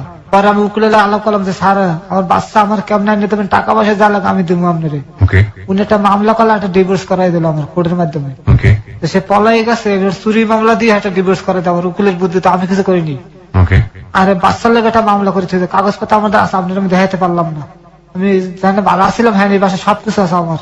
ঠিক আছে, সমস্যা নেই, আপনি বলুন আপনার মতো করে। পরে ওই কাগজপত্র হেরা উকিলে ডিভোর্সটা করাই দেয়। পরে তো মনে করেন আমি ঢাকা রেন্টে করার লাগে জড়াই যাই। এদিকে বউ বাচ্চার কথা আমি ভুললেই যাইতে আসি, কিন্তু তারপর তো আমার কোনো ইয়ে ওঠে না। তারপর আপনি কি করলেন? পরে আমি তো রেন্টে করার লাগে জড়াই গেলাম, রেন্টে কারের সাথে জড়িয়ে গেলেন। এই সময়টা থেকে আপনার স্ত্রীকে আপনি ডিভোর্স দিয়ে দেওয়া বা এরকম কোনো চিন্তা ভাবনা করলেন যে আপনি যখন রেন্টে কারে যদি যাচ্ছেন বা এরকম কোনো কিছু? উকিলে আমার জড়াই করাই দিল। উকিলে কি করে দিল? আমি বাচ্চা চাইলাম, বলে বাচ্চাটা তুমি ওই পাকা ডিভোর্স দাও। আচ্ছা, ডিভোর্স দিয়ে দিতে বললো? হ্যাঁ। তারপর উকিলে মনে করে হ্যাঁ ছবি চাইলে ছবি দিলাম, আমার ছবি দিলাম, বাচ্চার ছবি দিলাম, উকিল একটা চুরির মামলা দিয়া হ্যাঁ ডিভোর্স করাই দিল। চুরির মামলা মানে হচ্ছে আপনার ওয়াইফ চুরি করেছে, চুরি করে পালাই গেছে। চুরি করে পালিয়ে গেছে, এটা দিয়ে সে ডিভোর্স করিয়ে দিল। আপনার কোনো সমস্যা হলো না? না। আচ্ছা, আপনার ওয়াইফ কোনো অ্যাকশনও নিল না? না। আচ্ছা। পরে আমি ওয়াইফ জানতো যে আপনি তাকে ডিভোর্স দিয়েছেন? সবের আমি জানাইছি যে আমি তার কিন্তু ডিভোর্স দিয়ে দিছি। কিছু নেই। বাচ্চাটাও নিয়ে চলে গেল? হ্যাঁ, বাচ্চাটা আমি দাবি করতে, কিন্তু বাচ্চা আমার দেখায় না, ধরতেও দেয় না। আচ্ছা, তারপর? মাঝে মাঝে টাকা পয়সা লয়ে যেতে, টাকা পয়সা দিলে বাচ্চাটা দেখতে পাই। টাকা পয়সা দিলে বাচ্চাকে দেখতে দেয়? 500 টাকা দিলে আর ফল টল কিনে দিলে বাচ্চাটা দেখায়। আচ্ছা, ওই বাচ্চা কি এখন আপনার কাছে আছে নাকি? বাচ্চার মার কাছে কেরানীগঞ্জ আছে বাচ্চা বর্তমানে। বাচ্চার বয়স কত? 4 বছর। 4 বছর বয়স, তার মানে এটা 4 বছর আগের গল্প। জি। পরে আস্তে আস্তে আস্তে মনে করেন যে বাচ্চা রেন্টে কারের গল্প বলছিলেন? যে রেন্টে কার মনে করেন আমি জড়াই গেলাম। হঠাৎ করে একদিন আমনেকে বসে একটা ছিল পুরান টাকা থায়, আর এ করলো যে হ্যাঁ একদিন আমি বিয়ে ডিউটি করছিলাম, হ্যাঁ করলাম। পরে এই লোকটা আমার একদিন এই স্থানে আমার খোঁজে যে ফারুক নামে একটা ড্রাইভার আছে। পরে আমার দেখছে, পরে আমার কোন টাকা 500 টাকা 5000 টাকা ভাড়া, এই 1000 টাকা হে নেবে, 4000 টাকা আমার দেবে, হারে দিতে আমি রাজি হয়ে গেছি। পরে ম্যাডামের দ্বারা লই আমার এই কিন্তু আপনি মেন ঘটনা আমি আইতেছি। আচ্ছা, মেন ঘটনা, যে ঘটনা আমরা ফেসবুকে প্রচার করেছিলাম, যে কারণে আজকে উনি এই অনুষ্ঠানে, সেই ঘটনার ভিতরে আমরা ঢুকছি এবং ওনার যে ব্যাকগ্রাউন্ড সেটা আপনারা শুনলেন। জি, আমরা বিস্তারিত শুনতে চাই আপনার কাছ থেকে, একেবারে ইন ডিটেল, কোনো কিছুই খুব স্কেপ করবেন না, আপনি বলেন। হ্যাঁ। পরে ওই লোকটাই আমার 5000, যে লোকটা আপনাকে ভাড়া করলো রেন্টে কার, কি বলে ভাড়া করেছিল? করলো যে 5000 টাকা ভাড়া কাগজে লেখা থাকবে, তুমি 4000 নেবে, 1000 আমার দেবা। আচ্ছা, আমি রাজি হয়ে গেছি। আচ্ছা, ওই সময়টাতে আপনাকে বললো যে 5000 সারাদিন ঘুরবে, মানে সকাল 9টায় যাবো, বিকাল 5টা হে যতক্ষণ না ছাড়া থাকতে 5000 টাকা ভাড়া। আচ্ছা, আপনি রাজি হলেন? আমি রাজি হলাম। মানে উনি শুধু ঘুরবে? হ্যাঁ, ওই ম্যাডামে খালি ঘুরবে, কত ছিল এইটা প্রথম। আচ্ছা। পরে আমার লইয়ে মনে করেন যে বনানি, আপনার লোকেশন বাড়ির নাম টাম কইতে হইবে, বলেন। আমি যদি বনানি একটু মনে করেন যে ঢুকলাম, ঢুকে একটু ডান দিক একটা ভিতরে একটা রাস্তা আছে, একদম চেয়ারম্যান বাড়ি বেরেন যায়। জি। হ্যাঁ, যাওয়ার আগে এটা আছে না, গলির মধ্যে 2টা নতুন বাড়ি, একটা বাড়িটাই উনি থাকে, ভাড়া থাকে, কেনা না ভাড়া। ওকে। আর আমার জানা এখনো সেখানে আছে? ওনার নাম হচ্ছে যে ম্যাডাম। প্রিয় শ্রোতা, আমরা বারবারই বলি আমাদের অনুষ্ঠানের একটা বিশাল সীমাবদ্ধতা হচ্ছে, সীমাবদ্ধতা আমি বলবো না, এটা আমাদের প্রয়োজনের জন্যই করা, যেহেতু এটা ইনভেস্টিগেটিভ শো না, সুতরাং সেই জায়গাটি থেকে কারো সম্মানে আঘাত লাগে, আমরা কারো মান সম্মান ক্ষতি হয়, সেইভাবে আমরা আমাদের অনুষ্ঠানটা কখনোই প্রচার করি না। সুতরাং কিছু পরিচয় আমাদের এখানে মিউট করেই রাখতে হবে এবং আশা করছি আপনাদের জায়গা থেকে আপনারা সেটা আপনাদের বোধের জায়গা থেকে বিষয়টাকে দেখবেন। বলুন তারপর। পরে ওই লোকটা বললো কত, 4000 টাকা। উনি আমার লই আইলো, আই ওনার গাড়ি পার্কিং এ রাখলাম। রাখার পরে উনি উপর দিয়ে নামলো খুব দ্রুত, দেখে ওনার চোখের মধ্যে পানি খুব সম্ভব থাবর থুবর মারছে, খুব সম্ভব। মানে যে লোকটা ভাড়া করেছে সেই লোকটাকে। আচ্ছা। তো আই আমার তাড়াতাড়ি 4000 টাকা দিয়ে কাকে আমি 1000 নিলাম, কিন্তু প্রতিদিন যে 1000 টাকা এটা তুমি আমাদের বিকাশ করে দিয়ে 8000। মানে প্রতিদিনই আপনাকে 5000 টাকা করে দিবে, এরকম কথা? এগুলো কথা। তাহলে তো আপনি তো মারাত্মক রকমের একটা অফার পেয়েছেন। আমার স্টানে এত টাকা ভাড়া শহরের ভিতরে কেউ কেউ দেয় না। আমি তো মনে করি হুন্ডে লাভ, মানে আমি মালিক তো আমার দা লাগবে 3,000 টাকা, আরো কম 500 টাকা। মানে মালিকের দিতে হবে 3,000 টাকা, ওখান মালিক থেকে পাবেন 500 3,000 টাকা ভাড়া, ওখান থেকে আমার পাবেন 500 টাকা। বেতন 500 টাকা। আচ্ছা, আমার প্রতিদিন আপনি ইনকাম হতেছে 1,500 টাকা। রাইট। সো আপনি 1 লাফে রাজি হয়ে গেছেন। আমি রাজি হয়ে গেছি। আচ্ছা, পরে আপনি 2 ঘন্টা হয়ে গেছে, ম্যাডামের বাইরে না আমার কাছে কয়েন। আমি ম্যাডামের ফোন দিলাম। ওইখানে বসে আছেন, ফোন নাম্বারটা আপনাকে দিয়েছিল ম্যাডাম? হ্যাঁ, ওই না ওই যে কাগজের মধ্যে ম্যাডাম না ওর লিখে দিয়ে গেছে কাগজে যে এই নাম্বারে ফোন দিয়ে তোমার সমস্যা অসুবিধা জানাইও। 2 ঘন্টা অপেক্ষা করতে করতে আমার একটা বদভ্যাস, কোন ট্রিপে গেলে আমি মানুষের একটু তাড়াহুড়ো দেয় যায়, ভাই তাতে বেরেন তাতে বেরেন, এটা মানে রেন্টেকারটা অভ্যাস। আচ্ছা, কারণ ম্যাডাম আমার তো শোল ভালো না, আপনি কি বাইরেবেন কি বাইরেবেন না, আপনার শোল বেশি খারাপ, আপনি একটু রিসেপশনে আন। রিসেপশনে ক্যামেরা আছে, তার আমি জানি টানি না। হ্যাঁ, রিসেপশনে আমি দাঁড়াইছি, পরে আমারও ইন্টারকম করছে, গায়ে এনে দিছে দাঁড়ানো করতেছে, ভাই কথা কন, আপনার ফোন দিচ্ছে ম্যাডামে, আপনি কি শারীরিকভাবে সুস্থ আছেন? হ্যাঁ।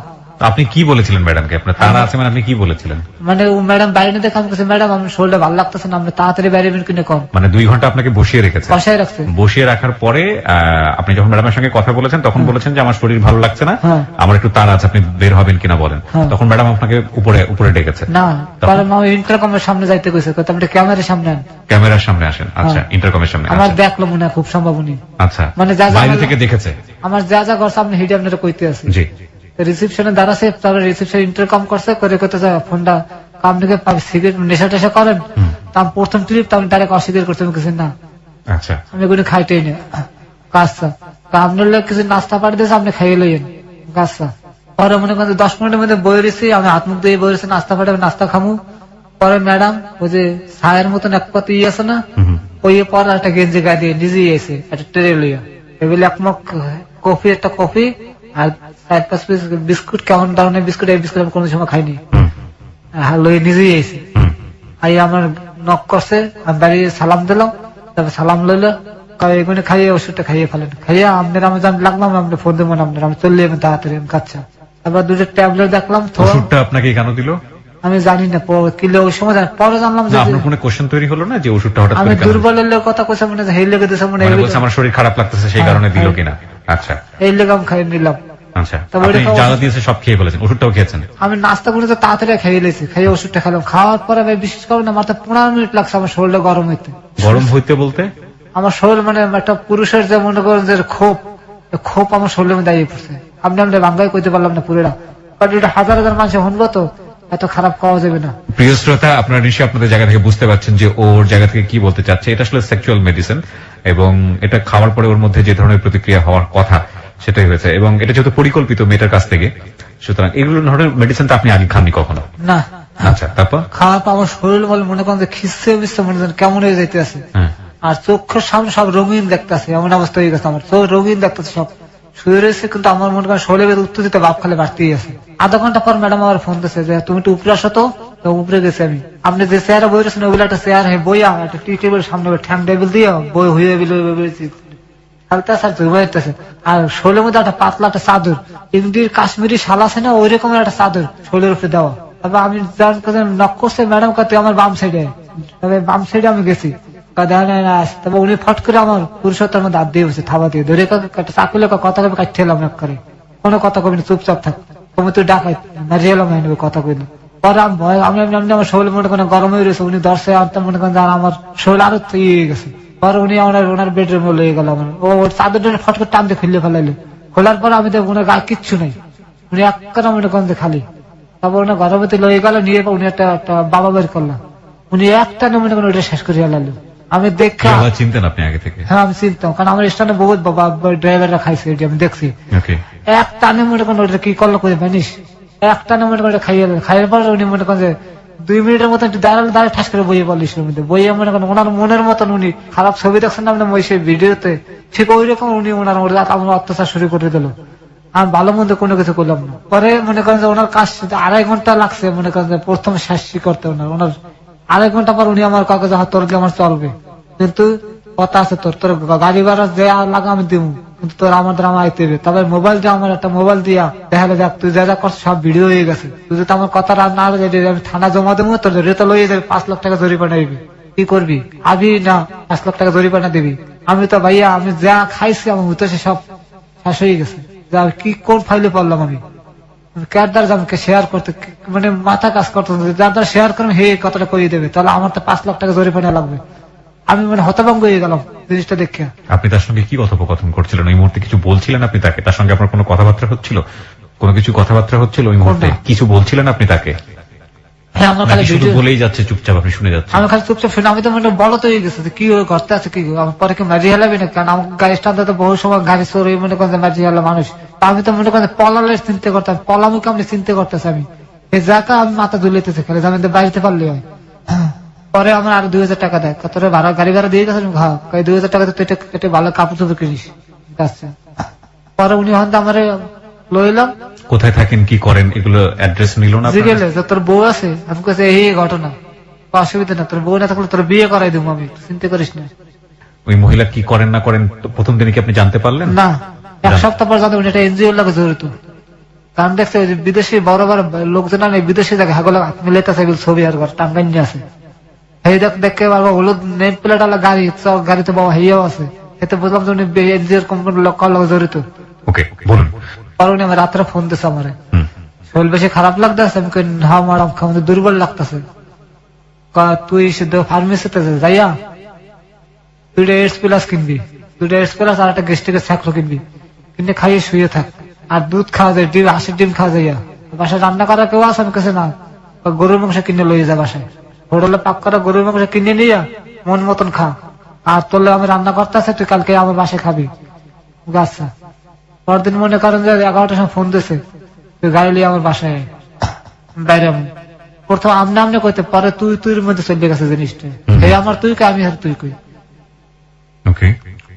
পরে মানে 11টার সময় বাসায় আইছি।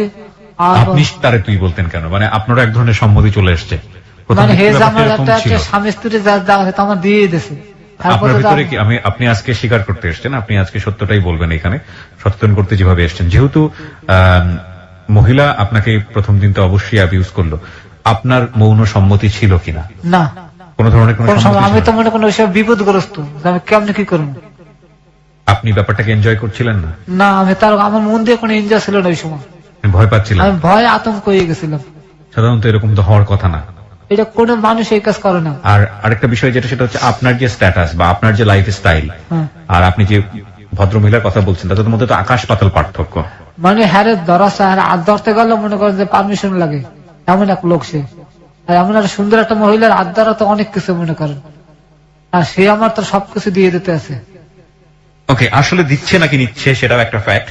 নইলে আজকে 8 মাস পরে আপনার যে শরীরের যে অবস্থা এবং আপনাকে ড্রাগ দিয়ে দিয়ে কন্টিনিউয়াসলি যে কাজটা হয়েছে, একটা কোশ্চেন প্রথম দিকেই ছিল প্রিয় শ্রোতা, যে যদি শুধুমাত্র এটা শারীরিক কামনা হবে তাহলে ড্রাগ দেওয়ার প্রয়োজনটা কি? ড্রাগ ওকে কেন দিয়েছে সেটা আপনারা নিশ্চয়ই বুঝতে পেরেছেন, যে এটা আসলে এক ধরনের সেক্সুয়াল ডিসঅর্ডারই আমি বলবো। আমরা আজকের এই অনুষ্ঠানে বিশেষ প্রয়োজনে আমাদের যিনি সাইকিয়াট্রিস্ট আমাদের সঙ্গে সবসময় থাকেন, ডক্টর তাজুল ইসলাম, তাকে স্ট্যান্ড বাই রেখেছি। তিনি এই গল্পটা শুনছেন। আমরা যেই ধরনের সেক্সুয়াল সিনড্রোম বা অ্যাটিটিউড পাচ্ছি একটা মেয়ের মধ্যে, সেটা সাইকোলজির ভাষায় কি বলে এবং এটা আদৌ সম্ভব কিনা, উনি ওনার যে স্টাডি, ওনার যে রিসার্চ, সেই জায়গাটা থেকে উনি উত্তর দিবেন। অনুষ্ঠানের শেষে উনি আমাদের এই বিষয়গুলো নিয়ে কথা বলবেন, এবং যারা এই বিষয়টাকে বিশ্বাস করছেন বা প্রশ্নবোধক চিহ্ন রেখেছেন, তারা নিশ্চয়ই ওনার কাছ থেকে শুনে পুরো বিষয়টি সম্পর্কে আপনারা আশ্বস্ত হবেন। ঠিক আছে, তো আপনাকে পরামর্শ দিল এটা এটা খারাপ। আমার প্রশ্ন ছিল যে তুই সম্পর্কে যাওয়ার জন্য ও পারমিশন দিল আপনাকে? আপনি কি এটা ইচ্ছা করে তুই সম্পর্কে গেলেন নাকি? আমি আফা কইতাম, ম্যাডাম তুই আমার তুই করে রাখতে পারিস, আমি তো তোর তো সবই দিয়ে দিছি, তুই আমার আফা কাজ করলি, ম্যাডাম কাজ করলি, আমি সবে। আচ্ছা, তখন আমি আর তুই করে ডাকা শুরু করলাম, কারণ যে ফোন করতে তো বিভিন্ন সময়, তখন আমি কইতাম ম্যাডাম আমি তেমনি তুই আমার বন্ধু হিসেবে তুই আমার তুই তাই ব্যবহার করবি।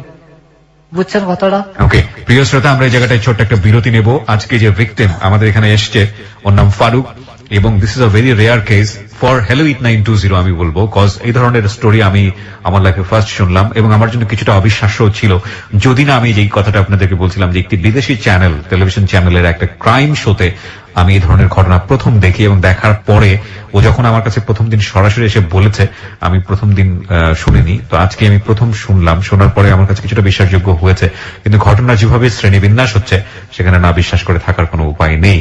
And this is this happen because এই ধরনের সেক্সুয়াল সিনড্রোম যে কোনো মানুষের মধ্যেই থাকতে পারে। আমরা আসতে চাই ছোট্ট একটা বিরতির পর এই ধরনের ডিসঅর্ডার একটা মানুষকে কতটা পঙ্গু করে দিতে পারে সেটা নিয়ে, এবং একই সাথে যারা একটু সচেতন হওয়ার জায়গা আছে প্রত্যেকেরই, সেই জায়গাটা থেকে একটু হলেও সচেতন হবেন আশা করি আজকের এই স্টোরি শোনার পরে। 5 মিনিটসের একটা ব্রেক, ফিরছে ঠিক রাত 1টায়। আর যারা আমাদের গেস্টকে দেখতে চান চলে আসবেন ফেসবুক পেজে। আমার ফেসবুকের ঠিকানা হচ্ছে www.facebook.com/kibriya.rj। আমি আবারও বলছি www.facebook.com/KEBRIA.RJ। পেজটি আছে RJ কিবরিয়া নামে।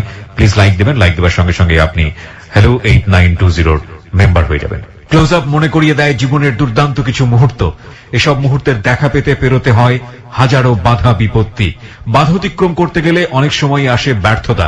চেষ্টা, সাহস, আত্মবিশ্বাস এবং ইচ্ছা শক্তির মাধ্যমেই আমরা জয় করতে পারি সব বাধা, অর্জন করতে পারি জীবনের কিছু দুর্দান্ত মুহূর্ত। ক্লোজ আপ দুর্দান্ত ফ্রেশনেস বানায় দুর্দান্ত মুহূর্ত। ফিরে আসছি ঠিক 5 মিনিট পর।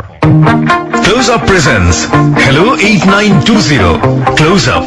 The closer, the better. Hello 8920. Close Up. The closer, the better. সময় রাত একটা প্রিয় শ্রোতা, আপনাদের সবাইকে আরো একবার ওয়েলকাম করছি ক্লোজ আপ প্রেজেন্স হ্যালো 8920 তে। আমি আরজি কিবরিয়া রয়েছে আপনার সঙ্গে এবং আপনারা শুনছেন ABC radio FM 89.2। Close up মনে করিয়ে দেয় জীবনের দুর্দান্ত কিছু মুহূর্ত। এসব মুহূর্তের দেখা পেতে পেরোতে হয় হাজারো বাধা বিপত্তি। বাধা অতিক্রম করতে গেলে অনেক সময় আসে ব্যর্থতা। চেষ্টা, সাহস, আত্মবিশ্বাস এবং ইচ্ছা শক্তির মাধ্যমেই আমরা জয় করতে পারি সব বাধা, অর্জন করতে পারি জীবনের কিছু দুর্দান্ত মুহূর্ত। ক্লোজ আপ দুর্দান্ত ফ্রেশনেস বানায় দুর্দান্ত মুহূর্ত।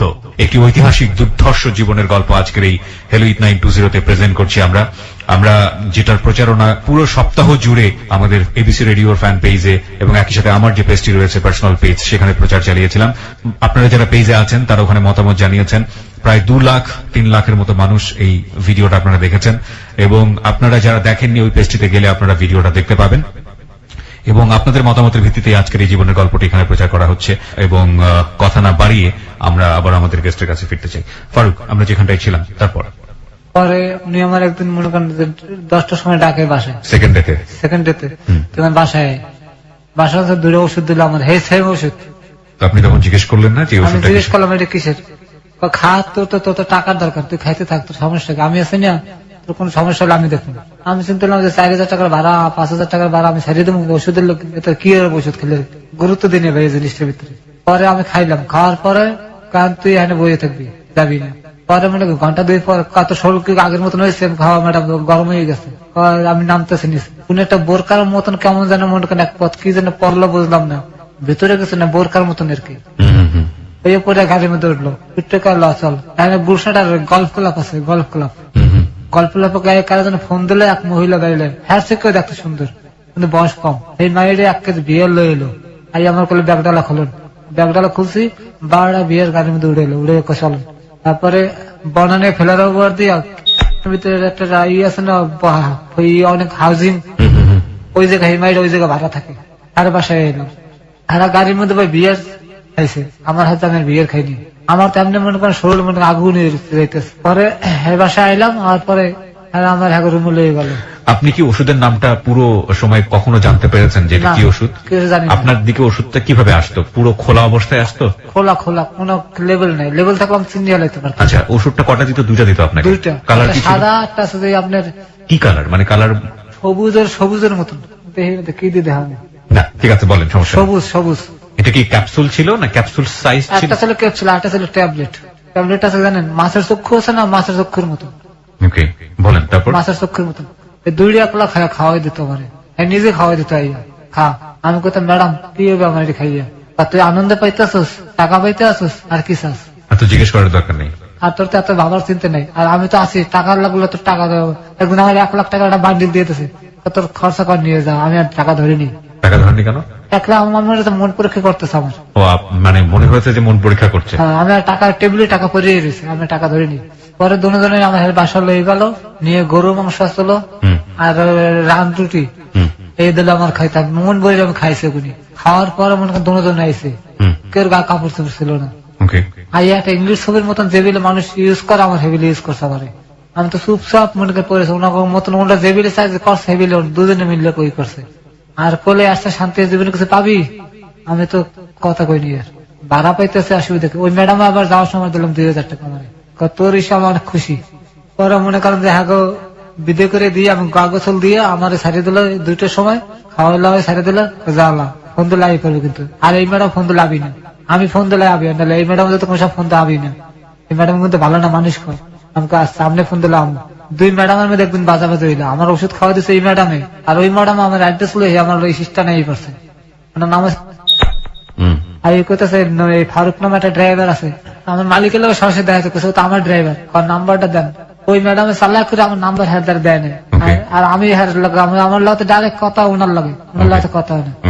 পরে আমার নাম্বার হয়ে গেলো, সে লই আমার কলে তুমি একটু মার্কেটে আইতে পারবা? আমি বললাম আমি তো আপনার চিনি না, আমি সোনালী ম্যাডাম, ওই যে তোমাকে ডাবল করলে হচ্ছে আমি চিনি না। তারপর জি ম্যাডাম চিনছি, কিন্তু আপনার নাম্বার বলেন আমাকে, তোমার আমি স্ট্যান্ডে এসেছিলাম তোমার মালিকের দিলছি। পরে আমি স্কয়ার মার্কেট একটা রিক্সা লয়ে আই পড়ছি, আর ম্যাডাম রে ম্যাডামকে আমি একটা পুরানো একটা গাড়ি কিনি আমি তোমার দিয়ে দিই, কিন্তু তুমি আমার লগে থাকবা। রাজি কহিলাম গাড়ি হাতে দেখুন, আমি বলছি না ম্যাডাম এত তাড়াতাড়ি আমি ওনার লোক কথা না, ওনারা বাদ দাও, দুজনের ভিতরে টানা টাইম লেগে গেল। আপনি ওই মহিলার কাছ থেকে সরে এসে পুলিশে কেন যেতে পারছেন না? ভাই বাংলাদেশের পুলিশের খবর আপনি জানেন না? আর হাল্লাগা যে সমস্ত লোকের পরিচয়, আমার যে কোনো মামলা আমরা দিয়ে দিতে পারবে, কোন চক্ষু বুঝা হাল্লা যে সমস্ত লোকের পরিচয় আছে। This is absolutely true for perception, মানে ওর জায়গা থেকে এটা পারসিভ করাটা খুবই ইজি, কারণ ও যার সাথে ডিল করছে ভয়াবহ রকমের, ওর লেভেল থেকে ভয়াবহ রকমের শক্তিশালী মানুষ, এবং ও কিছুই করতে পারবে না ইনফ্যাক্ট যদি ওকে আইনের মার প্যাচে ফেলে দেয়। আর এই যে ভিডিওটা করে ওনাকে ভয় দেখিয়েছে প্রথম দিকে, যদি বেশি বাড়াবাড়ি করিস তাহলে ভিডিওটা সারা জীবনের জন্য। চিন্তা করে দেখুন প্রযুক্তি আমাদেরকে কতটা বিপদে ফেলতে পারে। এই যে ট্যাবলেট, এটাও একটা প্রযুক্তি, এই যে ভিডিও, এটাও একটা প্রযুক্তি।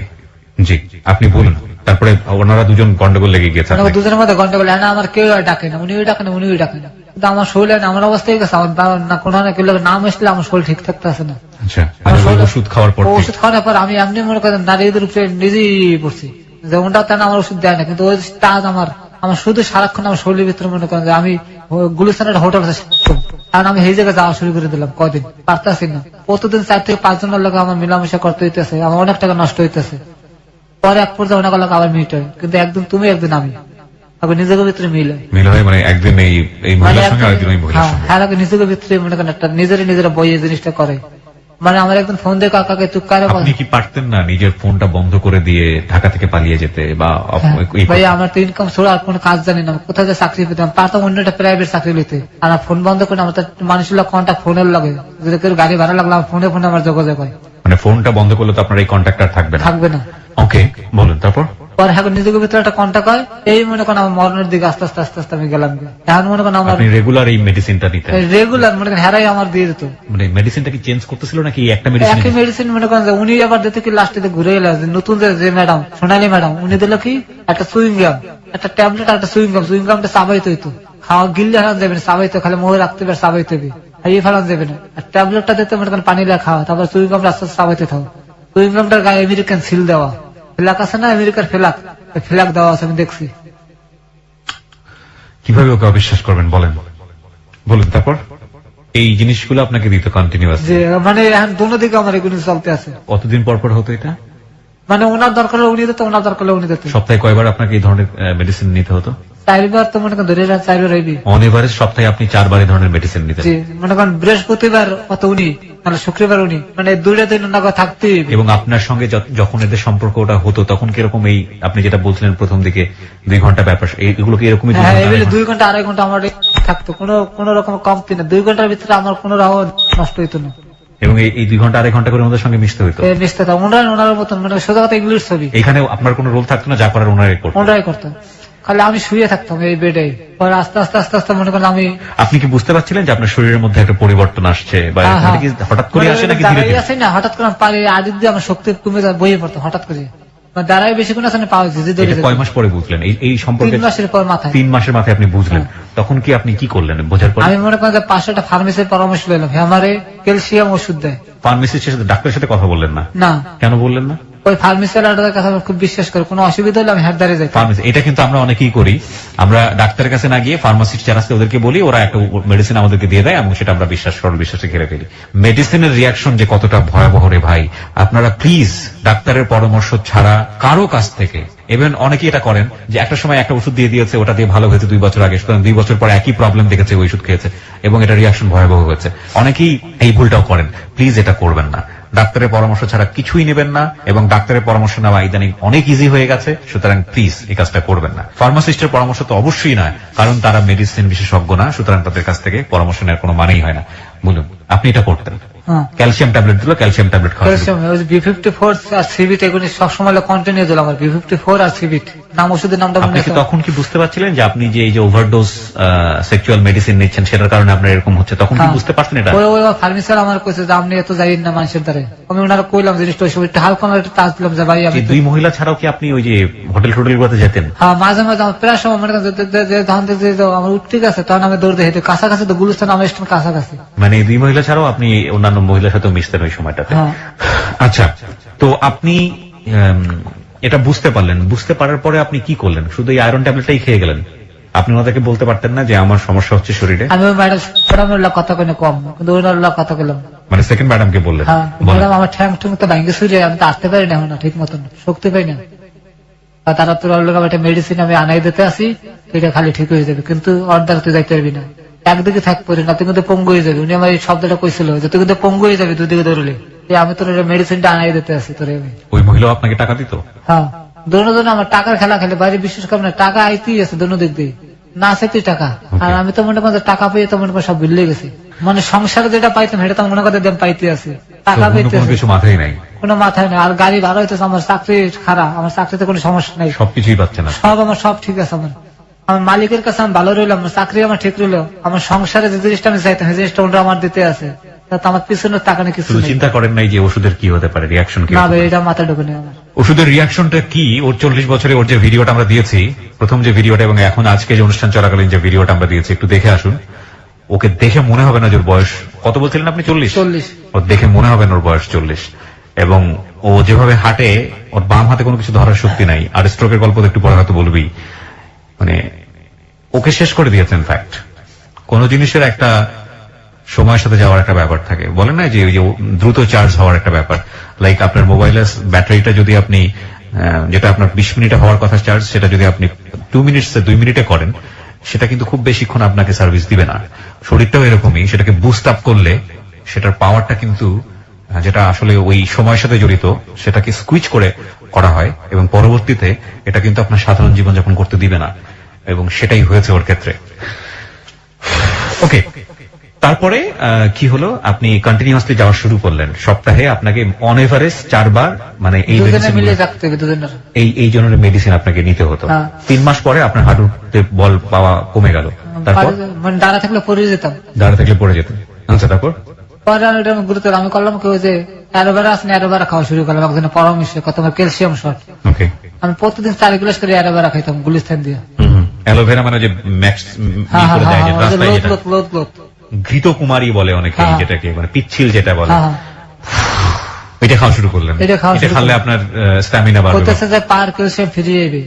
আমি খাওয়া শুরু করলেন। আমি ওটা প্রতিদিন খাইতে আছে, কোনো মিস নেই। আর বেলের শরবত।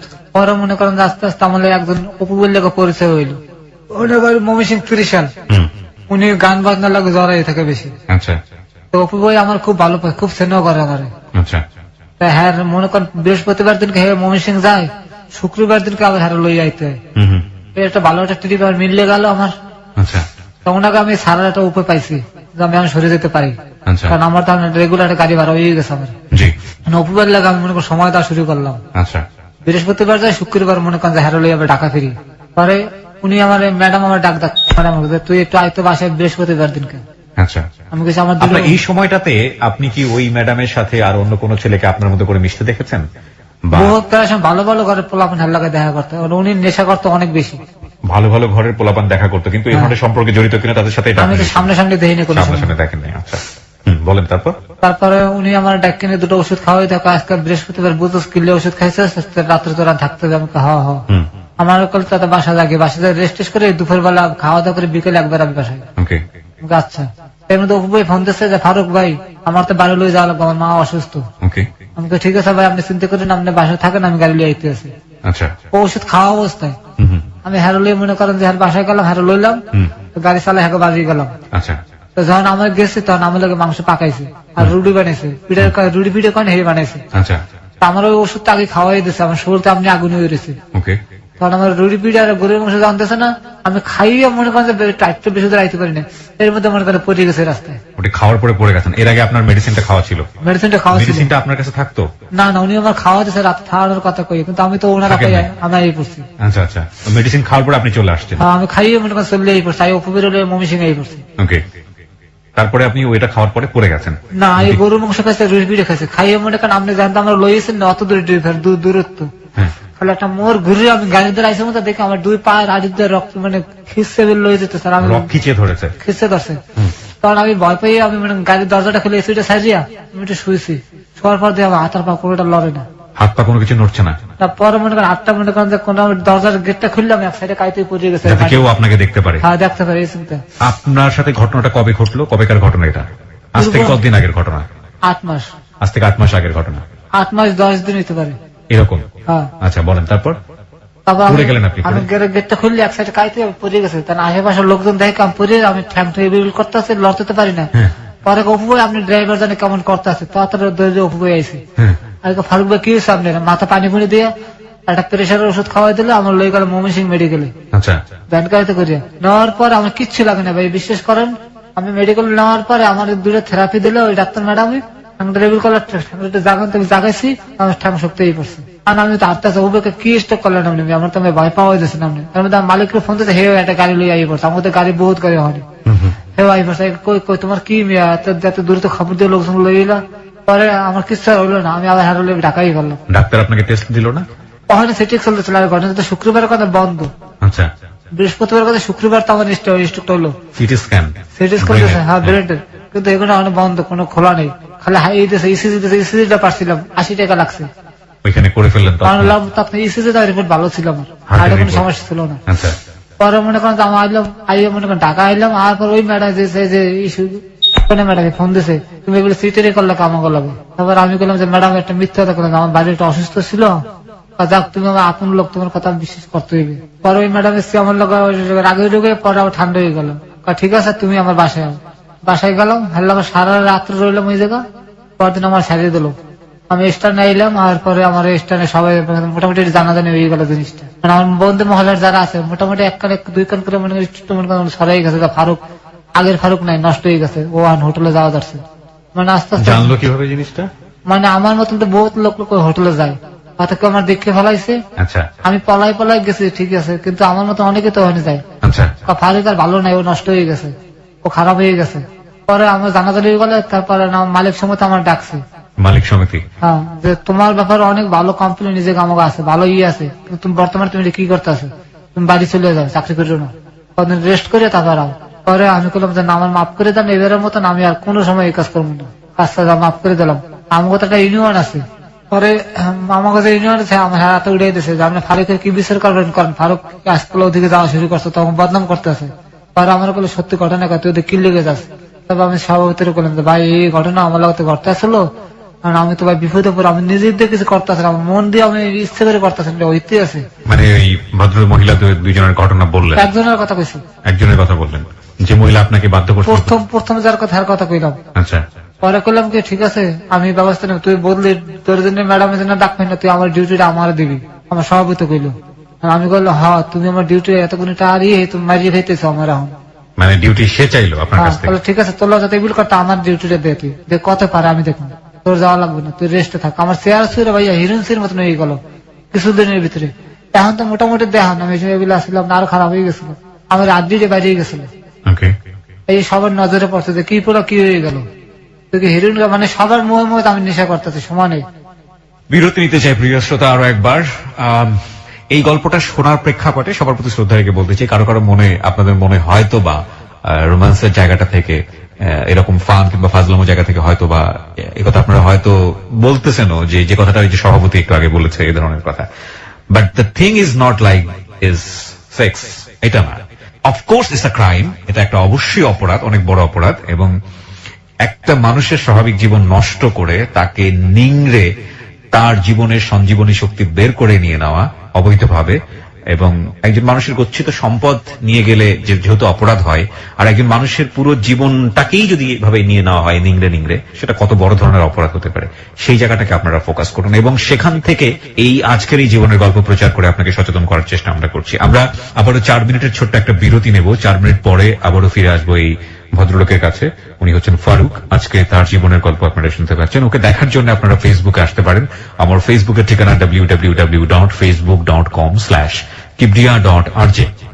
আমি আবারও বলছি www.facebook.com/kebria.rj।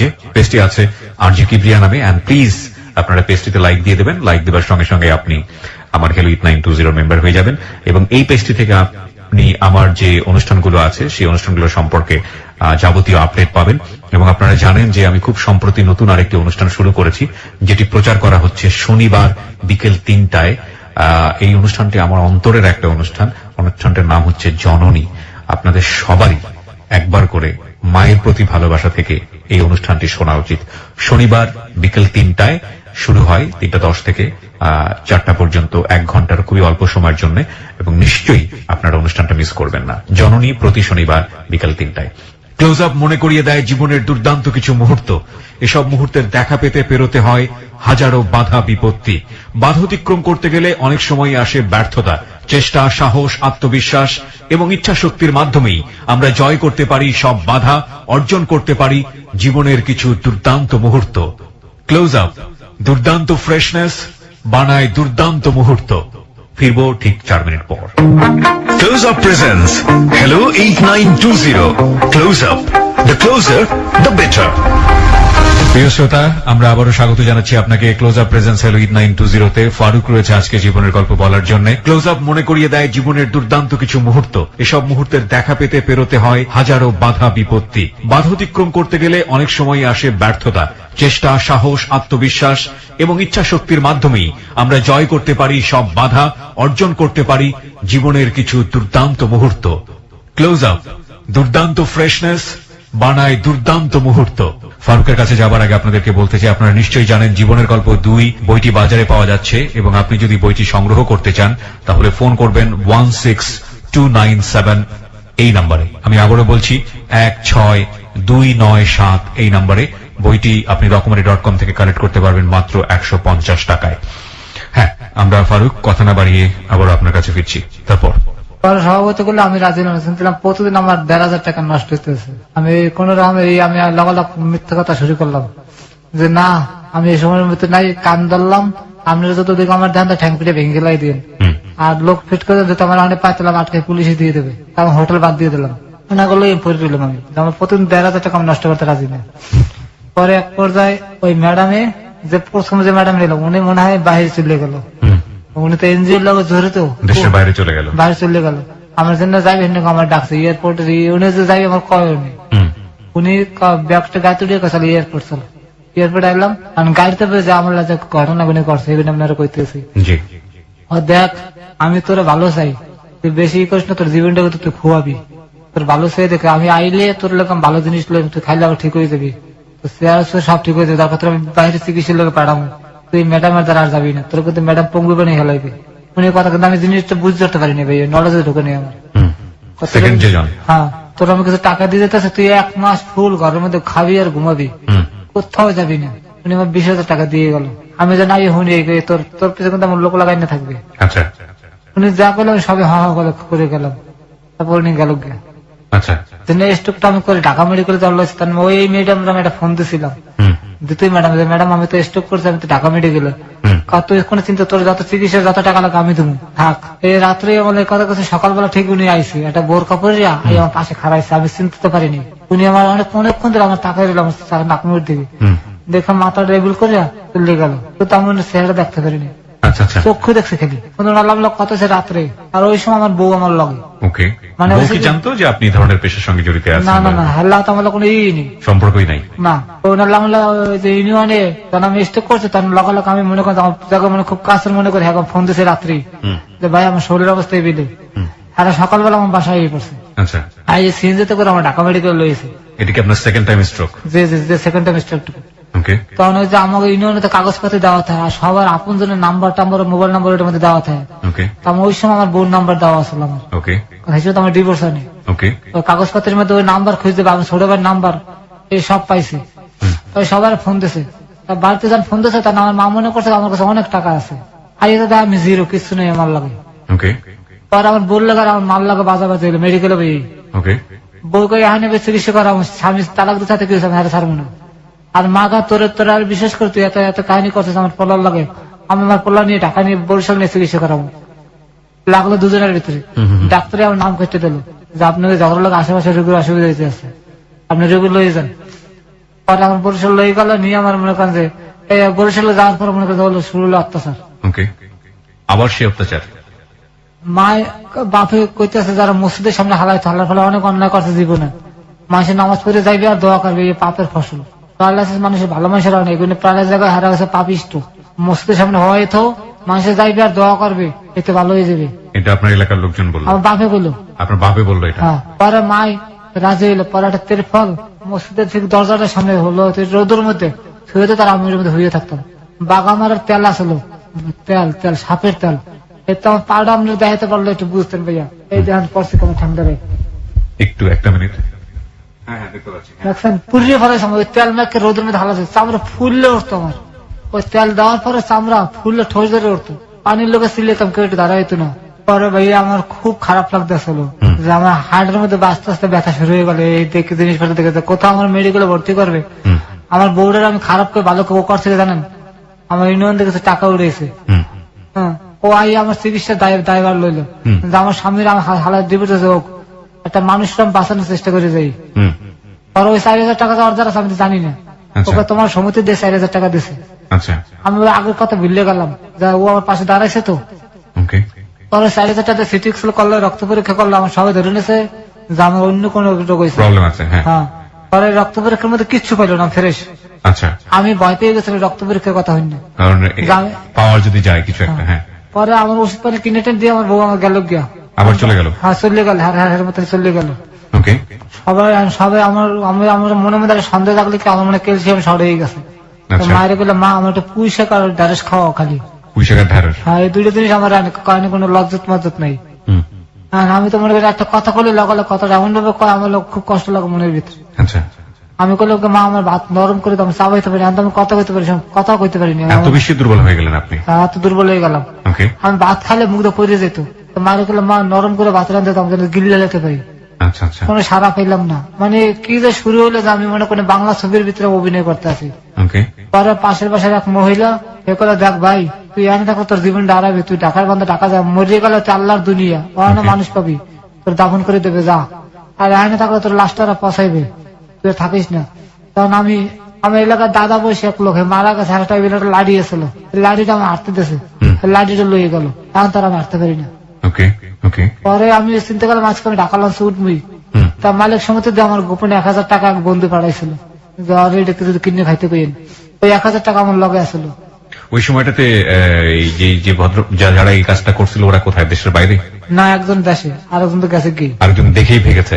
হ্যাঁ, আপনার সঙ্গে আর কোনো যোগাযোগ রাখেন? মেডিকেল দেখে তো পলাইলো, মানে আমি খালি চোখ দেখছি, আর বুঝতে বাকিটুকু বোঝেন নেই? আমার তো স্ট্রোক করা মাথায় কতটা বুঝতে পারতেছি না। ওটা দেখেই সে পালিয়ে গেছে? হ্যাঁ, মানে আমার দিকে তাকাই খালি মাথাটা রেবিল করলো, যদি কথাবার্তা না বলে, মানে চিনছো এটা যেন না বলে? হ্যাঁ, রেবিল করে আমার পাশে তোমার বই স্টিল বই রয়েছে, আমার ছোট বাচ্চার বুকের মধ্যে, মানে ইশারা দিল যে তুমি আমাকে দেখছো, এটা বুঝায়ও না, মানে মাথা ঝুলে চলে গেল, আর যাওয়ার সময় খালি রেবিল করলো যে থাকো থাকো। তা মনে করলাম যে পরে মনে করছে যে একটা লোক কিছু একটা হেল্প পাঠাবে বা কিছু একটা বলবে, কিন্তু এরপর তো নাম করতে লইয়ে গেল, হইলো না। তারপর? তারপর তার বরিশাল নিয়ে মনে করেন হ্যাঁ, ট্রিটমেন্ট হচ্ছে, তা বরিশালের গল্পে বলতেছিলেন, তারপর কি হলো? বরিশাল এখান থেকে এই অবস্থা।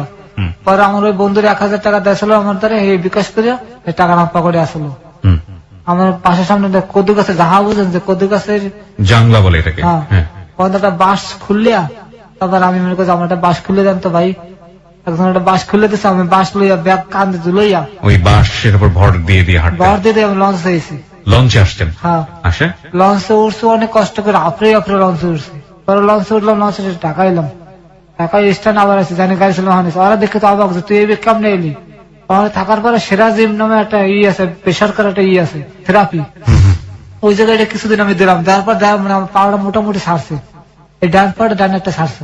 ওকে, এখানে একটু কথা বলে নিই প্রিয় শ্রোতা, ওকে গল্প বলতে বলতে মাঝে মাঝে থেমে যেতে হচ্ছে, এবং যে কারণে আমাকে একটু বেশি বেশি ইন্টারাপ্ট করতে হচ্ছে, কারণ ও অনবরত কাঁদছে। ওর চোখ দিয়ে যে পানিটা পড়ছে সেই পানিটার আপনারা দেখতে পাচ্ছেন না, হয়তো ভিডিও যারা দেখেছেন তারা কিছুটা আজ করতে পারছেন, সেটা আমাকে সামনাসামনি বসে দেখতে হচ্ছে। জীবন সায়ান্নে একটা মানুষ যখন পৌঁছে যায় শারীরিক ভাবে, তখন আসলে কতটা ভয়াবহ অবস্থা হতে পারে সেটা না দেখলে আসলে বুঝবেন না। এবং ওর কাদার ফুপিয়ে ফুপিয়ে কাদার শক্তি ওর শরীরে নাই, সত্যিকার অর্থেই নাই। ও এতটাই বেশি মেডিসিনের ইফেক্টে আক্রান্ত, চোখে না দেখলে আপনারা বুঝতে পারবেন না, ভিডিওটা দেখলে আপনারা বুঝতে পারবেন। যদি ভিডিওটা দেখতে চান চলে আসুন আমাদের ফেসবুকের ঠিকানা www.facebook.com/kibria.rj।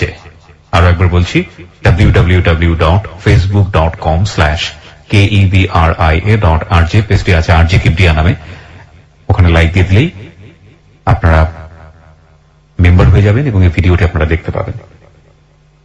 আসলেন লঞ্চে, তারপরে স্টে নেওয়ার পরে সবাই মিলে দিলে উদ্যোগ নিলে আমার চিকিৎসা করবে, কারণ আমার লাগার কেউ আর মেডিকেলে যায় না, সবাই কাছে মেডিকেল আমরা আছি। আমি বাসলেই ভর দিতে দিতে এমার্জেন্সিতে গেছে, এমার্জেন্সিতে প্রতিবন্ধী একটা কোঠা আছে খালি, ফির চিকিৎসা দেয় মেডিকেলে, এটা প্রধানমন্ত্রী বলে করিয়ে দিয়েছে। আমার দেখার প্রতিবন্ধী মনে করছে, আমি বললাম না আমি প্রতিবন্ধী না, ভালো মানুষ, আমি প্রতিবন্ধীতে যাবো কথাটা কনে ভুল করে ফেলাইছি। ওহো, করলো না ভর্তি, মানে সবাই এটা প্রতিবন্ধীর খাতা দিয়ে দেয়, আমি চাই প্রতিবন্ধী মানে পাগলের লোক আমার থাকতে হইবে। আচ্ছা আচ্ছা, আমি করলাম নাম পাগল, নাম পাগল, প্রতিবন্ধী না ভালো মানুষ, প্রতিবন্ধীর মধ্যে দেবেন কা, কিন্তু এই কথা না করলে আমার চিকিৎসাটা হইতো, সব চিকিৎসা ফ্রি পেতাম আমার। তারপরে আমার একজন থাপড়তে বলা বলো তোর তো কপাল পুললে, তোর তো সব চিকিৎসা ফ্রি আসলো, এটা মাননীয় প্রধানমন্ত্রীর তহবিল, সব ফ্রি পেতে। বুঝতে পারিনি ভাই প্রতিবন্ধীর কথা কইয়া, পরে আমার নিল না, আমার মেডিসিন বাড়ি লিখে দিলে বাড়ি দেখাইছি, আবার স্টেশনে এলাম, স্টেশনে আইয়া আমার ওই যে বউ ওই ইউনিয়নের সেক্রেটারি করে কেমনে কেমনে মনে করেন যে ই করে লইছে, আমার আর থাকতে দেবে না, আমার মারিয়ে বার করে দিল। এই যে ম্যাডাম ঘটনায় আমার মোবাইলে মনে ফোন দিয়েছে, মনে করেন যে মানে কিছুটা ও হনছে, আর মোবাইলটা আমার বউর দ্বারা থাকতো, আমার দ্বারা মোবাইল নাই আর। এই আবার করলো যে এতে মানে এগুলো নষ্ট হয়ে গেছে, পরে সবাই মিলে চান্দৌড়ে আমরা আর তুমি মৌস মারো, আমার মারিয়ে বার করে দিল আমার স্ট্যান্ড দিয়ে। পরে সেগুন গেছে যে ডিসির ব্যবসা করে সরাব ভাই, উঠলাম যে ভাই আমার তো যাওয়ার কোনো জায়গা নেই, কই যাবো, পরে ঠিক আছে তুই এনে থাক। আর আমি মনে করেন সবাই চান্দা মান্দা উঠে দুপুর বেলা সবাই ভাত হেঁদে 1 মিনিট করে ভাত আমার লোকের রেখে দিত। এই আবার ওই যে ওই বিল্ডিং এর যে কেশিয়ার কফলুদ্দিন সাহেব এই দেখছে, দেখে করলে ছেলেটা তো আমার চাকরি করতে, যে পাকিস্তানি চাকরি করতে এই 70 ভাই পড়েছে। পরে করলে কি সমস্যা সবাই জানলে, আমি লোকের দক্ষিণে সভাপতি বাজিত ভাই হেও দেখছে, আর মিললে দিলে আমার ওষুধ মোটামুটি ওষুধ কিনে দিতে আছে। আর ওই যে কফলুদ্দিন সাহেব তিনি বেলা আমার ভাত দিতেছে ফ্রি, কোনো ভাত খাওয়াইতেছে খালি, আর মাঝে মাঝে ওষুধ পানি কিনে টিনে দিতে আছে। মোটামুটি ভাই আমি অনেক ভালোই আসছিলাম ভাই, কিন্তু শেষ সময় আমার লোকের যে বন্ধু আরো আমার লোক বিপ্লবীরা করলো, স্যার স্টোকের রোগে বেশি দিন বাঁচে না, ও মরে গেলে থালা পুলিশ করা লাগবে, এই লাস্ট বই আমাকে ঝামেলা করা লাগবে, বাড়ি করে দেন কিছু টাকা পয়সা দিয়া, এতে ভাই আমি অনেক ভালো থাকতে পারতাম, আমি থেরাপিও দিতে পারতাম, আমি দুধ খাই আমার শরীরে ভালো থাকতাম, খাইয়ে খুব ভালোই আসছিলাম।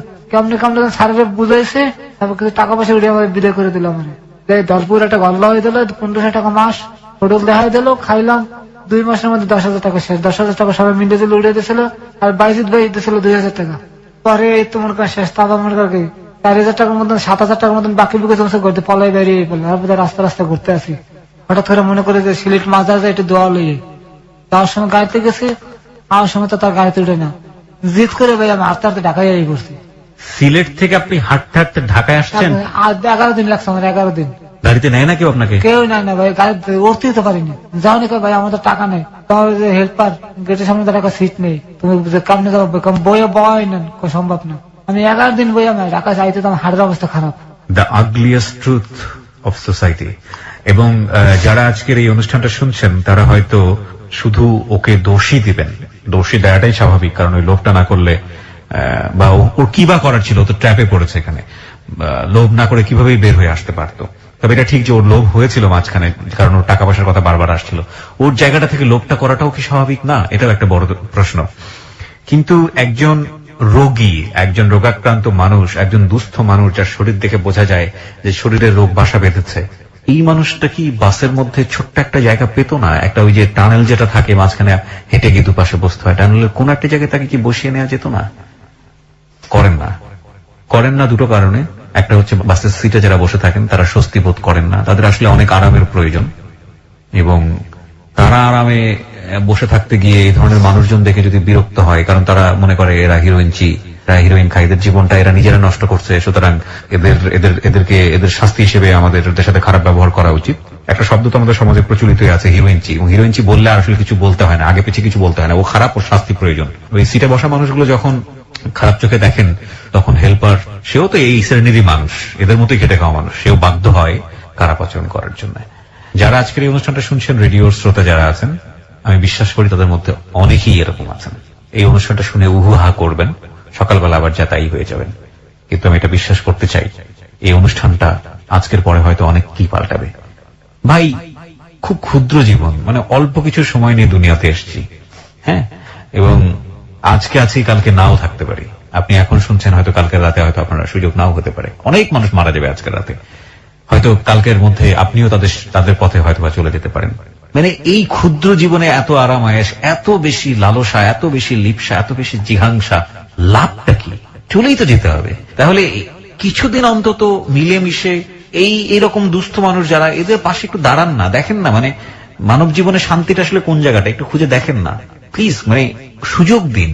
আপনি যে জায়গায় বসে আছেন বা যেভাবে লাইফ লিড করছেন, কালকে সেটা আপনার নাও থাকতে পারে, এটুকু তো বিলিভ করেন।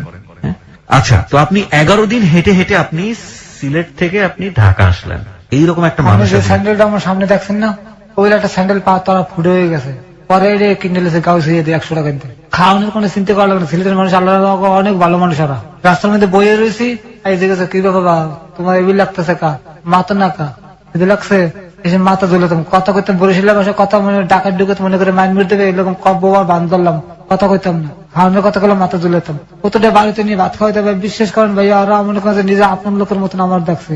কতটা বাড়িতে যাও, শুন 10 টাকা 20 টাকা দিয়ে দিয়েছ, তুমি যাও, আর খালি আল্লাহ দ্বারা ফরিয়াদ করতাম, আল্লাহ আমি তো কইতে পারি না, তুমি আমার মানুষ দেখাই দাও।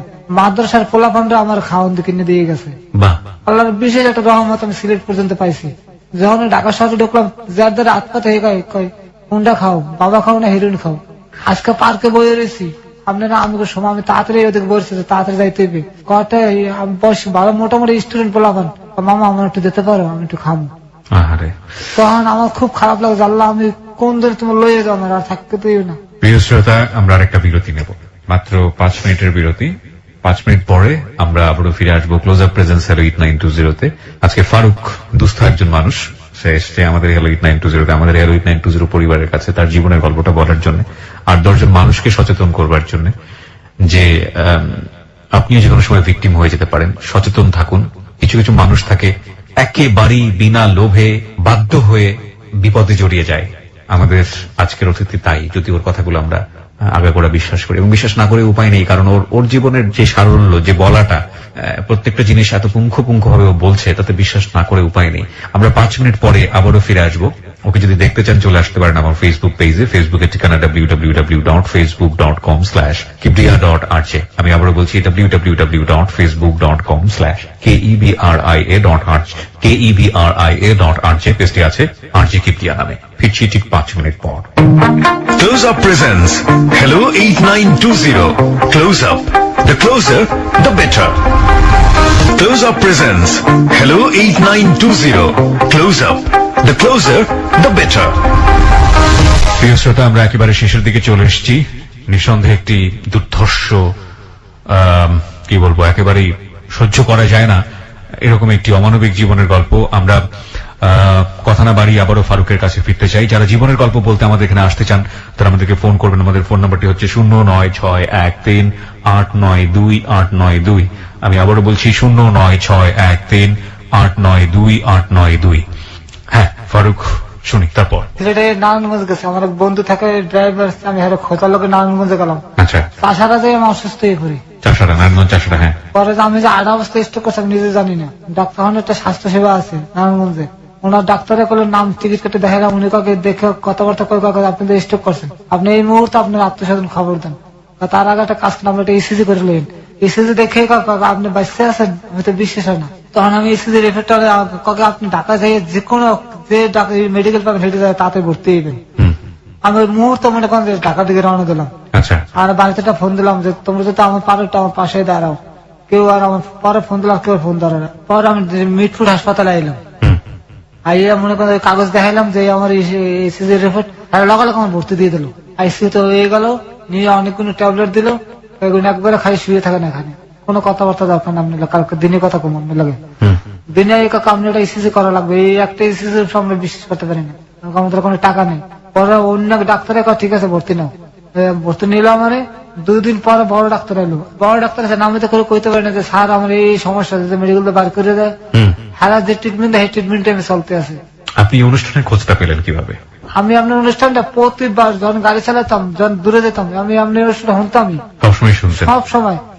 আমি প্রথম শুনে যাই কবে জানেন, ওই যে একটা মাইয়ারে মনে করেন যে ওই যে আসলে নৌকায় বইয়া আপনার অনুষ্ঠানটা আপনার যাহা বলিবার সত্য বলিব, হ্যাঁ হ্যাঁ রবিবারে যেটা প্রচার হয়। হ্যাঁ, পোলাটারা মনে করেন যে নদীর ওদিকে লইয়ে যায় আর এবং মেয়েটাকে রেপ করেছিল। হ্যাঁ, শুরু করে আমি এটা যাহা বলিব সত্য বলিবর সম্ভবত 3য় বা 4র্থ এপিসোড ছিল এবং খুবই সারা জাগানো একটা এপিসোড ছিল। জি, আমরা ঠিক জানি না এই মেয়েটি এখন কোথায় আছে, কেমন আছে। আমরা আশা করছি ভালো আছে, ভালো থাকুক সবসময়। যখন আমি সাহস করে এসেছিল আমাদের এখানে সোসাইটিকে নিজের কথাগুলো বলার জন্য, এবং পুরান ঢাকার মেয়ে সে। তো আপনার এই সময় মনে হলো যে আমি চিন্তা করলাম যে আমি যে কোনো সময় হার্ট স্ট্রোক করতে পারি। আমার 2বার স্ট্রোক হয়ে গেছে। মনে হয় আমি একটু শান্তিতে ঘুমাইতে চাই। মাথা দিয়েছে লগালগ দুনিয়ার এই কথা করে খালি মনে পড়ে কি ভুল করলাম, এই ভুল করলাম, খালি মানে প্রশ্ন জাগে। ছেলেটা কোথায় আপনার? আমার মায়ের দ্বারা আছে। কথা বলা হয় না ভাই, মনটা খালি খা খার কান্দে। কি জীবন, মনুষ্য জীবন, কত দামি জীবন, সৃষ্টির সেরা জীব আমরা না, দুনিয়াতে আসলাম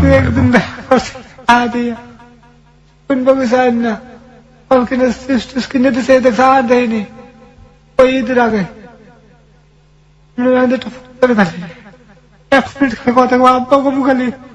আপনি কথা বলবেন, আপনার যতক্ষণ ইচ্ছা আপনি আপনার ছেলের সঙ্গে কথা বলবেন।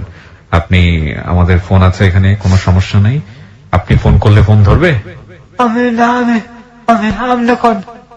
আমি ফোন দিলে আমার নাম্বার থেকে কথা বলবে? আল্লাহ যদি মিলিয়ে দেয় ভাই, দিতে পারে ভাই, আশা করে দেবে, আল্লাহ মিলেবে। ঠিক আছে, আমি টেলিফোন দেন। TNT থেকে দিব না? হ্যাঁ, TNT দেখেন, এই নাম্বার গুলো ও মনে করে আমি দিই। TNT নাম্বারটা বোঝে না, TNT নাম্বার অনেক চালাক, পারি না। ডাক্তার আমার ডাইরেক্ট কইছে তুমি নেশা 2টা নেশা না করলে তোমার 2 লাখ হার্ট স্ট্রোক হইতে পারে না। তুমি কি নেশা করছো আমারে কও। আমার পাশে লইয়ে গেছে, আমি কিন্তু কি শিকার করবো, আমি বাড়ি করে দেবে পারলাম না। ডাক্তার গুলো কত কইতে, একমাত্র আপনার দ্বারা আমি আইসি মনের কথা কই, আমি নিশ্চিন্ত একটু ঘুমাবো। একটা রাত আমি ঘুমাই না ভাই, বিশ্বাস করেন। রাতে ঘুমের মতো লাফে উঠতে বইয়ে থাই, মন দিয়ে একটু কেলে কথা কম পারি না ভাই, এই কথা কেলে জানাইতে পারি না ভাই, এত লজ্জার কথা। মানুষের রাত পাতলা ভাই হিরোইন থেকে লড়াই দেয় ভাই, ভাত খাই না রাত্রে, ডায়াবেটিস দেখে শুধু রুটি খেয়ে থাকি রাত্রে। এখন টাকা পয়সা আসে ওর থেকে, পান কিভাবে ভাই? যদি কেউ মায়া হয় ভাই, বইয়ে থাকে, রাত পাতি না। যদি আল্লাহ কেউ মনে করেন যে দয়া দিয়ে পাঠাতে 200 টাকা যদি কেউ দেয়, ওই ওষুধ তো দেশে ভাই লাগাই, হাটের ওষুধ দেশে কিনে খাইতে হবে, কিন্তু এত একদিনে কিনে খাইনি। শুধু এই দিয়ে পকেটে রাখি, দাম কম এই দিয়ে পকেটে রাখি, জন ব্যথা এই দিয়ে খাই। আচ্ছা, শুধু এই দিয়ে খাইতে খাচ্ছিলেন এটা ব্রেকের সময়, আমি সেজন্য জিজ্ঞেস করছিলাম আপনাকে। হ্যাঁ, জন ব্যথা কি ওষুধ এটা? ওটা কিসের জন্য? হার্টের লোকে, হার্টের জন্য। কোসে একদিন ডাক লিখে দিয়েছে আমার, একদিনে মিস করা যাবে না, কাগজপত্র আছে, আপনি তো দেখেন। কিন্তু খাইতে পারেন না? একদিনে কিনে আমি খাইনি, একটা ওষুধ কিনে খাইনি। আপনার তো কোনো ফোন নাম্বারও নাই যোগাযোগ? না ভাই, আমার কোনো কিছু না, মোবাইল তো লইয়ে গেছে। কি করবেন আপনি? আপনি কোথায় যেন ঘুমান? মাঝে মাঝে স্টুডিয়ামে ঘুমাই ভাই, জানি না ভাই। আটটা যখন দেশে দুর্বল লাগে তখন শুয়ে পড়েন? শুয়ে পড়ে লুঙ্গি আছে আমার দ্বারা, লুঙ্গি করতে পারেন? পার্কে যাই। কোন পার্কে? রমনা পার্কে? রমনা পার্কে যাই, গিয়ে যাই মনে করেন এই সময় একবার মানে গোসল করে রোদে খাড়াই থাকি। কোথায়? ওটা পুকুর টুকুর আছে ওখানে? রমনা পার্কে একটা পুষ্কুনি আছে। তো হয় না আপনার পানিতে? তো আপনার শরীরের অবস্থা খুবই খারাপ, যে কোনো মুহূর্তে ডুবে হয়ে যেতে পারেন। না মানে পায়ে মানে আপুর দিয়ে মনে করেন সাবান টাবান মাইকা কিছু ধরে একটা ডুব দিয়ে মনে করেন সাবান টাবান সারা আবার বুটে খাড়াই থাকি, গায়ে কাপড় চোপড় শুকিয়ে যায়। গায়ে কাপড় চোপড় শুকান? হ্যাঁ, খুলতে পারি না তো, শার্ট খুললে তার পড়তে পারবো না। মানে শার্ট খুলে পড়তে পারবেন না? মানে আপনার নখ দিয়ে তো সেই শক্তিটা পান না নাকি? এই হাত তো মনে করেন যে সোজা না, যে শার্টটা লইম। বাম হাত তো পুরোপুরি আপনার একদম কন্ট্রোললেস। গরম পানি যার তেল মালিশ করলে নাকি ভালো হয়, সবাই একই কথা, যে মালিশ করেন। মালিশ আমি কমনে করবো, একাই তো মনে করেন 2টা ডালা দেওয়া যায়, 3 নম্বর ডালা দিলে মনে করেন দুর্বল লাগে। বাথরুম টাথরুম টয়লেট করলে সবাই ডাইনেতে, বাথরুম হলে কোনো কষ্ট হয় না ভাই। আর 4 দিন 5 দিন পর একদিন বাথরুম হয়। খাওয়াই তো নাই পেটের মধ্যে। খাওয়ান না ভাই, ভাত কবে খাই জানি না, বৃহস্পতিবার ভাত খাই, আর খাইনি। ডায়াবেটিসের ভাই ভাত খাই না, খালি রুটি খেয়ে থাকি। ডায়াবেটিস আছে? আমার 3 নম্বর স্ট্রোকটা ডায়াবেটিস এর লোক। কিছু বলতে চান আমাদের লিসনারদেরকে? হ্যাঁ বলেন। ভাই আল্লাহ আপনাকে যতটুকু দারুণ ক্ষমতা দিচ্ছে, ওই ক্ষমতা অনুসারে আপনারা ভাই চলাফেরা করেন, কোন মেডিসিন দিয়ে আপনারা চলাফেরা করেন না ভাই, আমার মতন পঙ্গু হইন না ভাই। আল্লাহ আমার দিয়ে আপনাকে একটু শিক্ষা দেওয়ার সুযোগ হয়েছে ভাই, আপনারা আমার দেখেন ভাই, যতটুকু আল্লাহর দারুণ ক্ষমতা আছে অতটা দিয়ে আপনারা চলাফেরা করেন ভাই। মেডিসিনের ভিতরে কেউ যাইন না ভাই, পঙ্গু হয়ে যাবেন ভাই, আর আল্লাহর দিকে ভাই ঠিক করেন ভাই। He is really genuine man from my heart, I believe him. Believe, এটা আমার একেবারেই ব্যক্তিগত ব্যাপার, আপনার জায়গা থেকে আপনার মতো করে। ওকে যখন ফ্লোর দিলাম, ও জেনুইনলি আপনাদের কাছে সাহায্য চাওয়ার জন্য আসে নাই, ও শুধু বলতে এসছে সচেতন হন, আমরাও আপনাদের কাছে সাহায্য চাবো না। এবং মানে আমি টোটালি স্পিচলেস যে একটা মানুষের জীবন কিভাবে স্পয়েল করে দিতে পারে এই medicine. One medicine is enough, একটা ভুল ওষুধ এনাফ। আচ্ছা, আপনি কি আমাদের লিসনার যারা আছে তাদের কাছে কি হাত পাততে চান, তাদেরকে কিছু সাহায্যের জন্য বলতে চান? আমি না খাই শুয়ে রয়েছে ভাই, তো মনে করেন যে এই মনে করেন যে খিদা মনে করেন যে দুলি গেছে, তবে হাত পাতে নেই। প্রিয় শ্রোতা, ও হাত পাতেনি, কিন্তু আমাদের মানবিকতার একটা জায়গা আছে। এই মানবিকতার জায়গা থেকে হয়তো অনেকেই ওকে সাহায্য করতে চাইবেন। যারা ওকে সাহায্য করতে চান, আমাদের যে হ্যালো 8920 বিকাশ নাম্বার আছে, যেহেতু ওর কোনো সেল নাম্বার নেই, আমি চাইলে ওর সঙ্গে সরাসরি কথা বলার জন্য একটা ব্যবস্থা করে দিতাম। সেই নাম্বারে ওর সঙ্গে আপনারা যোগাযোগ করতে পারেন। এছাড়া আমাদের অনুষ্ঠানে যে 2টো নাম্বার আছে, সেই 2টো নাম্বারে আপনারা সাহায্য পাঠাতে পারেন, যদি আপনি মনে করেন আপনার জায়গাটা থেকে ওকে কিছু হেল্প করা দরকার। আমি নাম্বার 2টো আপনাদেরকে বলে দিচ্ছি। এটা পার্সোনাল নাম্বার হ্যালো 8920, এটা এজেন্ট নাম্বার নয়। আপনারা যারা সাহায্য পাঠাতে চান এই 2টো নাম্বারে পাঠাতে পারেন। 01782510515। আমি আবারও বলছি 01782510515। আরো একটি নাম্বার রয়েছে 01753075722। আমি আবারও বলছি 01743075722। এই নাম্বারে চাইলে আপনারা যদি মনে করেন ওর চিকিৎসার জন্য কিংবা ওর জন্য কিছু করা উচিত, আপনাদের ব্যক্তিগত জায়গা থেকে আপনারা চাইলে এই 2টো নাম্বারে বিকাশ করে ওর জন্য সাহায্য পাঠাতে পারেন। আরেকটি বিষয় বলতে চাই প্রিয় শ্রোতা, এই 2টো নাম্বারে নাম্বার দেওয়ার পরে আপনারা কন্টিনিউয়াসলি অনেকেই এখানে ফোন করেন। এই নাম্বার 2টো সব সময় রেসপন্স করা সম্ভব হয় না, অনেক সময় বন্ধ রাখতে হয়, এতগুলো ফোনের সঙ্গে কথা বলা সম্ভব নয়। এই 2টো শুধুমাত্রই বিকাশ নাম্বারের ক্ষেত্রে ব্যবহার করা হয়। সুতরাং আপনি ফোন বন্ধ পেলে বা আরো কনফার্ম হতে চাইলে আপনি যেটা করবেন, কোনো সাহায্য পাঠালে একটা টেক্সট পাঠিয়ে রাখবেন যে আমরা টাকাটা পেয়েছি কিনা। আমরা ফিরতি টেক্সট আপনাকে জানিয়ে দেবো যে আপনার অর্থ পাওয়া গিয়েছে। সুতরাং বন্ধ থাকলে কিংবা কোনোভাবেই আপনার ফোন রেসপন্স না করলে এখানে হতাশ হওয়ার কোনো কারণ নেই। শুধু একটা কথাই বলতে চাই শেষে এসে, মনুষ্য জীবন খুবই স্বল্প সময়ের জীবন, খুবই অল্প সময়ের জন্য আমরা দুনিয়াতে এসেছি। সবাই মিলে আমরা ভালো থাকতে চাই, একই সমাজে বসবাস করি।